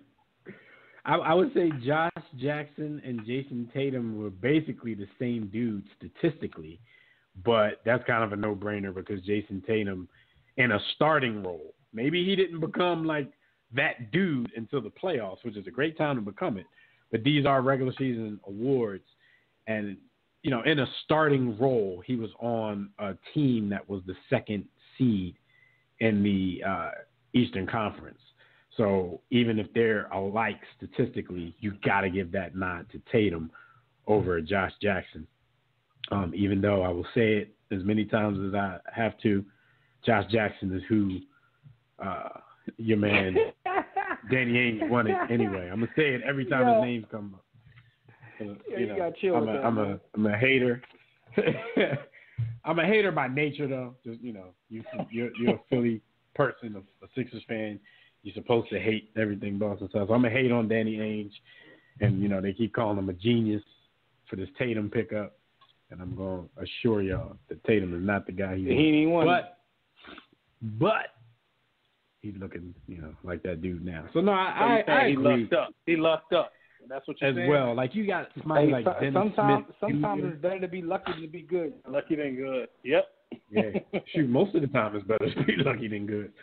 But no, I agree with you. I think they pretty much got it right. For as much flack as Lonzo Ball took over the course of the season, I think he definitely deserves to be on this all-rookie team. Because the only thing, when you think about it, that the only thing that he did, well, the only thing that he didn't do that he may have been expected to do is score more points. And that's because he had problems with his shot throughout the whole season. But he averaged 10 points a game, 7.2 assists, and 6.9 rebounds, and 1.7 steals per game. If you looked at Lonzo Ball, especially as a rookie, and you just looked at his numbers, you would think this was somebody who had a great rookie season. But because of his dad and everything that happened before he even stepped on the court, his problem right? He was him. scrutinized. It's his right, dad. he was scrutinized like he was LeBron James coming into the league or something like that. But he had a very. That's what nice happens when your dad makes everybody want to come for your head. Everybody wants to go at this dude because of his dad. Well, I mean, you that's think just the about way it, it Fred. is. If you're gonna you can't knock Lonzo and then praise Ben, because both of the point guards on the all-rookie teams, first and second, had basically the same problem. I mean, Lonzo didn't lack for confidence. He shot his broke-ass Jay. Ben Simmons basically stays in his lane, and he's not shooting his broke-ass Jay. Like, I always correct people. They talk about him being like 0 for 11 on three-pointers during the regular season. Ben Simmons didn't take any traditional three-pointers during the regular season. All 11 of those shots were full-court heaves at the end of quarters. He did not attempt one three-point shot during the season. But technically that's a three-point shot, so they have to say it. But the people who don't watch the game think that he tried to launch 11 threes from the line, and he never did. He stays in his lane. Numbers lie. Numbers lie. Exactly. I totally respect Ben Simmons because we have this thing in society where we don't want people to stay in their lane, man. And the guy LeVar Ball told you, man, stay in your lane, man. Listen, this goes beyond sports. When you hear like an entertainer, or whether it's an actor, whether it's a rapper, a singer, whatever it may be, and what happens is they try something different, and we say, "Oh, that's trash. Why don't you just give me what you've been doing, right?" So, but if they give you what you've been doing, we say, "You don't even try nothing different. You do the same thing. I can expect the same thing from Thomas." You can't. So they can't win, man. You can't. So if you just stay in your lane. If you just stay in your lane. And another thing is this. Listen, man. Another thing is this, Jim. People talk about Ben Simmons like, "They don't even try to shoot, man. Shoot some J's." Like they complain about that, but then you smash Lonzo Ball if he's not staying in his lane and shooting a bunch of broke ass shots. Like, make up your mind. Yeah, you can't. Yo, and on you can't the same time, with that, if he's bricking every one of them, you're gonna say, well, he shouldn't shoot because he's bricking everything. You're gonna say what you say about Lonzo. Stop shooting that bullshit. Listen, man. Denzel played the same character for 30 years, man. Right? He'll never leave his lane. Whether he's Malcolm, whether he's one of our great black leaders. Whether he's our great black leaders playing Malcolm X or he's Lucas, the notorious drug dealer, he's acting the same person. But the thing is, he doesn't he stays in his lane. He stays in his lane, but he's great at it. So the Ben Simmons, don't let people force you into throwing up a bunch of shots that you can't make. Now, if you decide to work on your game and it becomes part of your game, that's beautiful. But if it's still broke, stay in your lane, man. Listen, we got to and do what he's been doing, because I know for a fact that he shoots a lot of jump shots. Pre-game, workout, not just the warm up, like the pre-game, like before most of the fans get there, and at the practice facility, he shoots and makes a lot of jump shots. But he knows in an up-tempo game situation, he still knows his shot is too broke to be doing that. So I can appreciate somebody who works on their weaknesses in private instead of on the stage where I'm going to curse at you because you keep missing shots. So my question to you guys is this because of the way the NBA has become, where everyone believes the three ball is the end all be all. If he never develops that jump shot, because he's like not a knockdown 3-point shooter.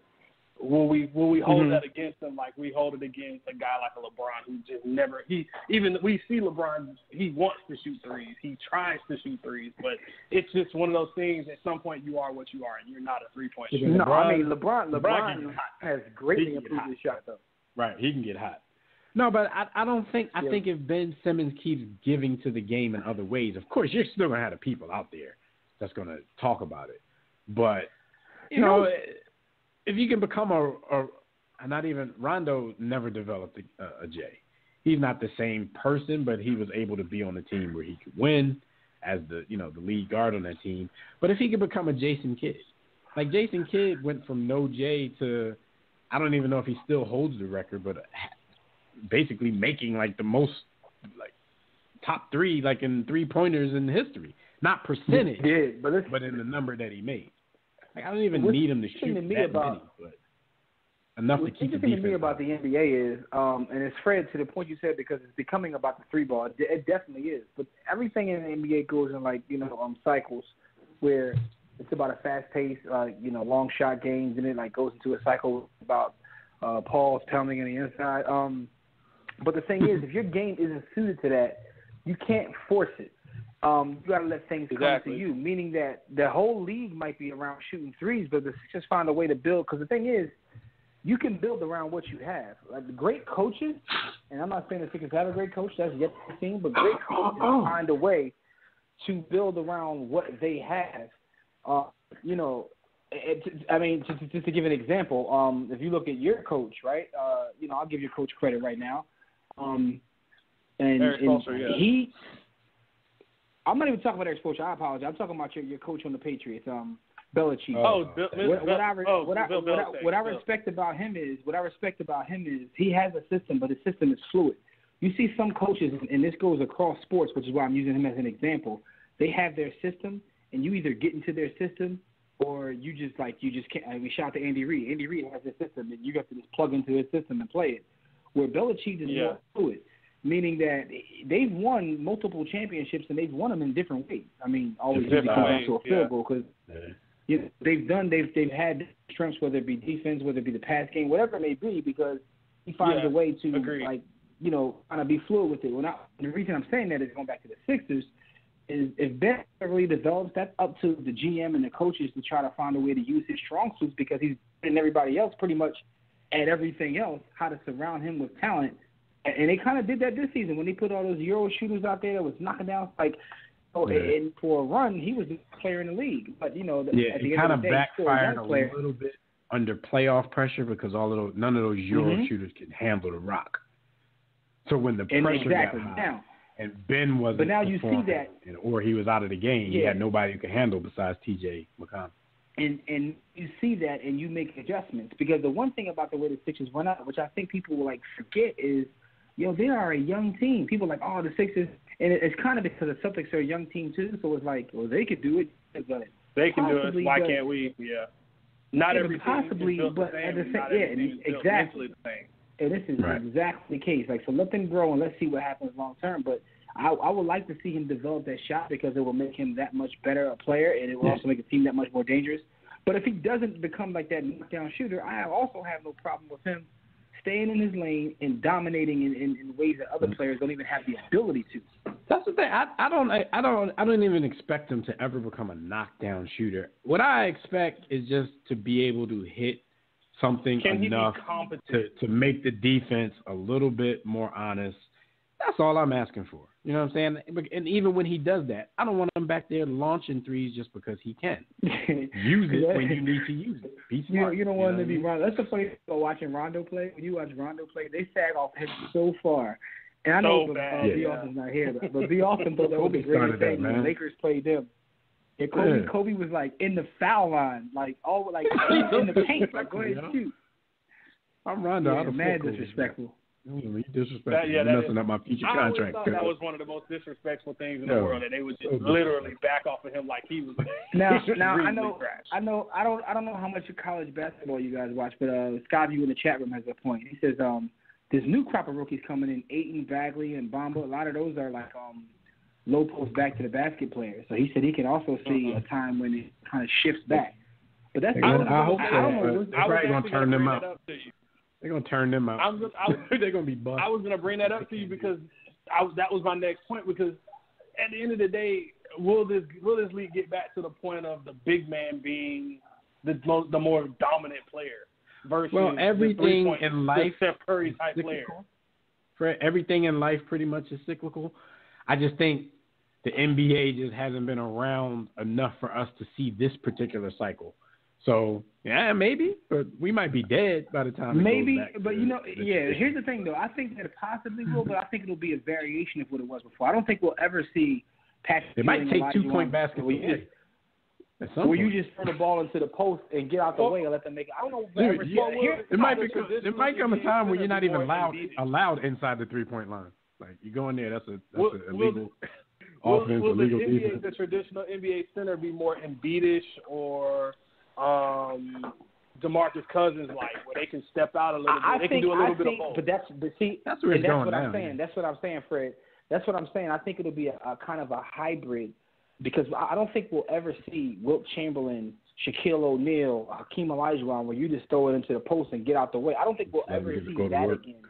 Because the fact that some of these 7-footers can do now, guys couldn't even do back then. It's like exactly. But it was unheard of for them to even guy like that. Like they thought. Take a jumper. Just take a jumper. They thought Ralph Sampson was a unicorn because he could dribble. He could shoot. And but coaches he was really like one of the first guys who was like 7 foot. They did. That's the point. That back in the day when Ralph Sampson at 7 foot tall could handle the ball and all those things, coaches didn't even allow him to. They said, "What are you doing? What are you doing?" Think about putting a guy like a Porzingis back then. You wouldn't know what to do with him because his skill set. And he wouldn't even be allowed. He wouldn't even be allowed to do what he can do. Like, that had to happen over time. But it's kind of crazy. And I think that's also why the NBA is seeing a quote unquote resurgence. And I know it's not just me, because I saw the other day that the ratings are higher than ever in terms of this NBA playoffs. Like, I think they said the Rockets and Warriors had the highest rating of any Western Conference Finals there is in the history of the game. I saw that. Which is crazy. I said, damn.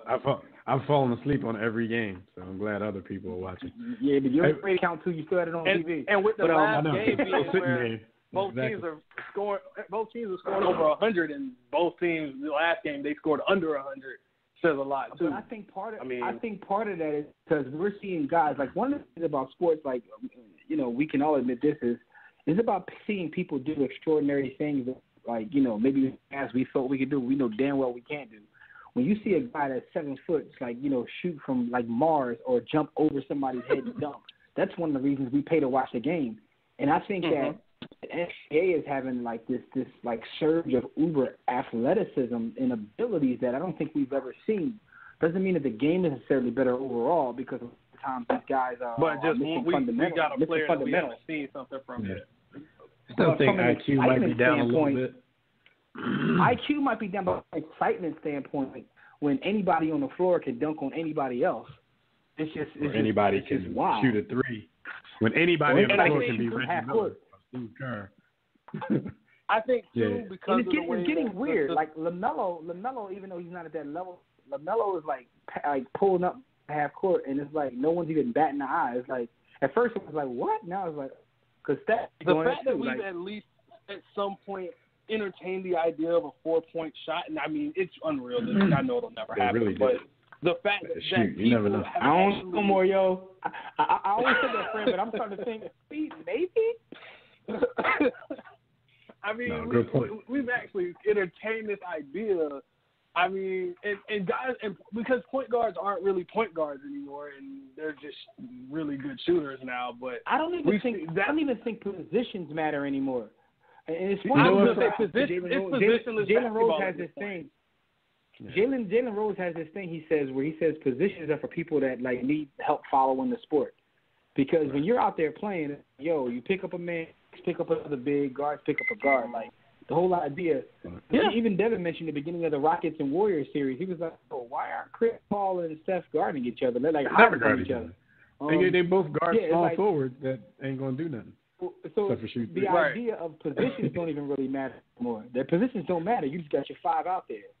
But no, Fred, you said probably not. I don't know. I'm on the side where I can pretty much guarantee you that there's going to be a shot that's worth more than 3 points at some point. I don't know if we're going to be around, but I can pretty much guarantee you. You know why? You know why? It's because of what we talk about every day.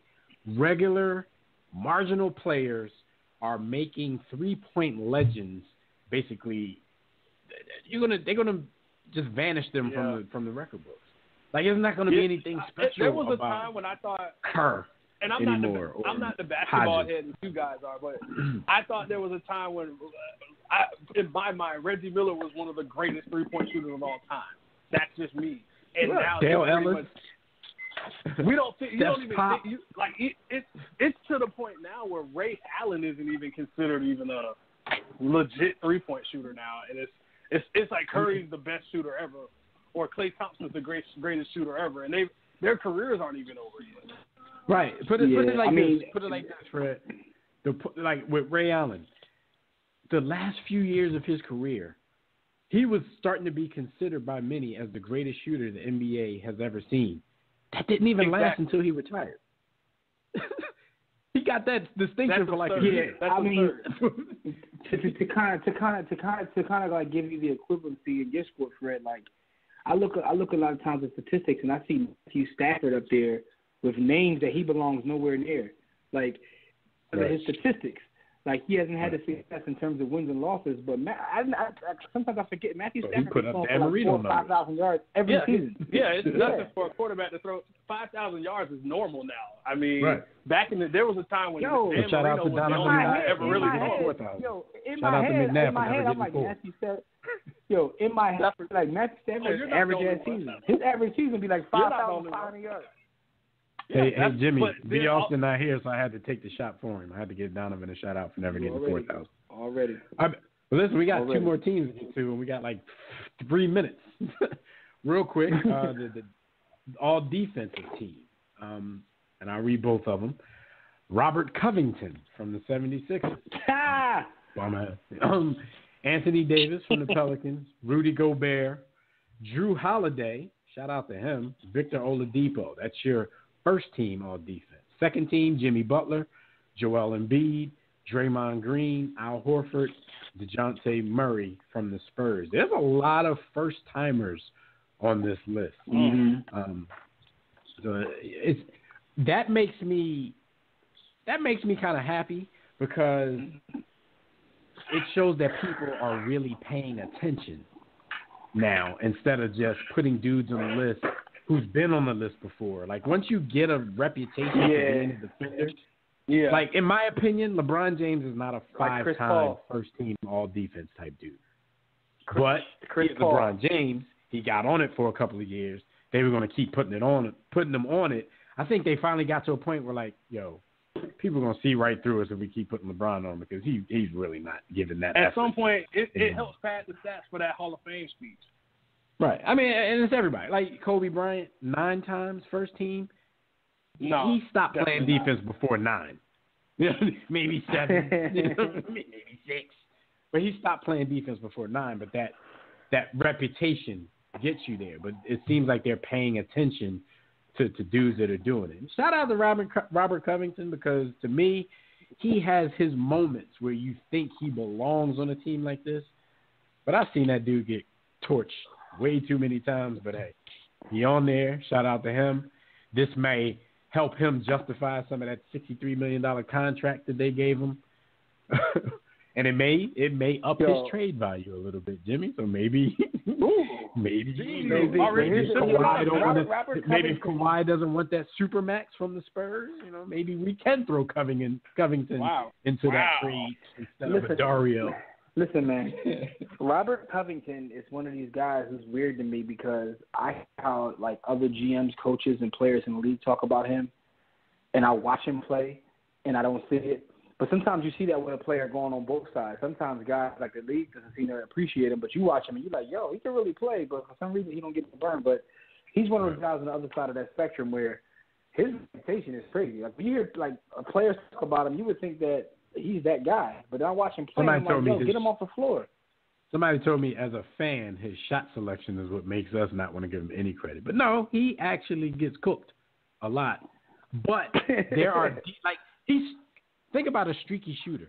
He's a streaky defender because he'll be in a game and he'll have a stretch where that's the first time I've heard hilarious. I've ever heard that one, Fred. Streaky defender. Yo, he's a streaky defender. It'll be a stretch of the game where he's getting his hands on all the loose balls, all that. He's playing good defense, but then he'll just forget what he's doing, and somebody from the Heat was cooking him. The point guard was cooking him. Goran Dragic? Dragic was cooking him. And then everybody they put him on in the Celtics series was cooking him. So it's but that's the playoffs. You know what I mean? He played better defense in the regular season, even though I can name some dudes who cooked him in the regular season. But I can see how he got on one of these teams. First team surprised me because I was still under the impression you got to have a big name to get on that. But like I said, they're taking notice. If you could replace him, who would you replace him with? Being the resident, you being the resident Philadelphia 76ers fan, you are. Who would you from that second team? Would you put Ben Simmons? Open this can. I put Ben Simmons. This boy didn't even get on the team. I think Ben Simmons is a better defender than Covington. But that's on ball defender. That's on ball defender. Covington is a dude he's always in the passing lane, deflecting balls and stuff like that. So that plays into it as well. Yo, I just want to give a shout out to Victor Oladipo because my man, it really is shout out to Bria Miles because giving him a shout out gives him a chance to give her a shout out. So I have to give him a shout out just to give her a shout out, but also this man first team all defense, and he stepped his game up offensively. My man, literally every season is becoming a better player. So I want to give him a shout out. Look, this is Vic's year. I thought he got one of the thickest joints on the planet. Because he had a down year, I was I've been always on the fence on him because he'll have a good year and then he'll have a bad year. He'll have a good year. What we have to kind of like your streaky defender. He's a streaky player. Well, but what we have to see is if he can. I think that he got put in a system with Russ that didn't fit his game. Yeah, we have to see if he can sustain this. But he actually gave Russ a lot of props, though. He's when he was there, he wasn't in shape. He said watching Russell Westbrook and his work ethic is a big catalyst for why he had the season he had. I don't know if that's lip service or he's paying true respect and homage, but if you look at him, he definitely, his body was not the same last season as this season. Definitely. So maybe he did get that motivation from a dog. But and the only reason I say that because I remember when he came out of Indiana, the comparison was D Wade, and I'm not going. Yeah, it's always going to be a comparison. And you're a Heat fan, so you're not going to like that. Shout out to Bria, though. But Dev, you said we got another list. But look, we gotta go. So, but I want to keep giving him his props. He got Bria. He got all defensive. What was that? First team or second team? What did I say? First team. And he's all NBA third team. Let me read the all NBA teams real quick because we definitely got to go. First team: Damian Lillard, James Harden, LeBron James, Kevin Durant, and Anthony Davis. Second team: Russell Westbrook, DeMar DeRozan, Giannis, Aldridge, and Joel Embiid. Third team: Steph Curry, Victor Oladipo, Jimmy Butler, Paul George, and Cat from out in Minnesota. Dame is my dude. I don't want y'all to think I'm coming at Dame, but Dame don't belong on that first team over Russell. People kept saying to me, Jimmy, he did more with less. I don't know if he did more with less. He might have done around the same as far as his team success goes. Statistically, he didn't do more or the same. He ain't did nothing in the playoffs. Disappeared in the playoffs. I'm sorry. I say that should be Russ. Dame kind of cried his way into All-Star game. He kind of cried his way onto this NBA. He should be an All-NBA player. I just don't know about first team this year. Not first team. But shout out to him. He got what he got. Because we got we got to go. Yes, sir. Get us out of here, Dad. All right. Well, I think I definitely think Cleveland is gonna win the next two and win that series. I still think the Warriors are gonna win, but we got to get up out of here. Thank you, brothers and sisters, for joining us for another briefing in the War Room. Shout out to everybody in the chat room On Facebook, Twitter, War Room Sports Game Time, on the Group Me app, and all the callers who called in the hollers. We couldn't get to you. That's our bad. Special thanks to Fred for joining us for the football talk and staying around for the rest of the show. Tune in next week, live right here or on demand, as we catch you up on everything happening all around the world of sports, including coverage of the NBA Finals. They're going to be here. So until then, enjoy your weekend, enjoy your week, and we'll see you right back here next time. Be sure to catch our conversations on Facebook and Twitter, as well as our blogs, webcasts, and network podcasts on warroomsports.com. Gus Griffin has a piece coming out about the NFL ruling, so stay tuned for that. So until next time, everybody, don't accept mediocrity. Be steadfast in the war against ignorance, and we'll see you chumps on top.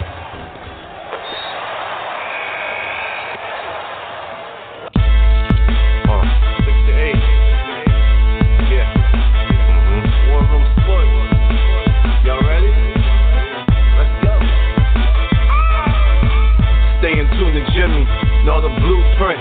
Every Thursday, 6 to 8, they do this.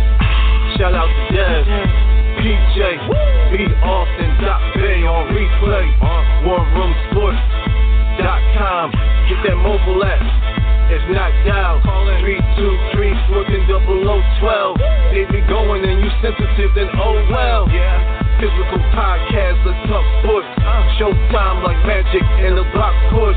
Listen live, push one to join in. Rip your team or listen for your enjoyment. Hip hop scholars, pit stop and knowledge. Should be in sports credits, I ain't talking college. 5 guys, no beef though. Corporate secret, but the streets know. Belafonte, I got a G flow. KC, royalty, I'm in beast mode. 2 hours, get your game up. Who's the best in sportscast? You better name us. War Room Sports. Yeah, you know, Jimmy, Dad, TJ, Doc Bay, B. Austin. I'm Jock. Up and coming on the team.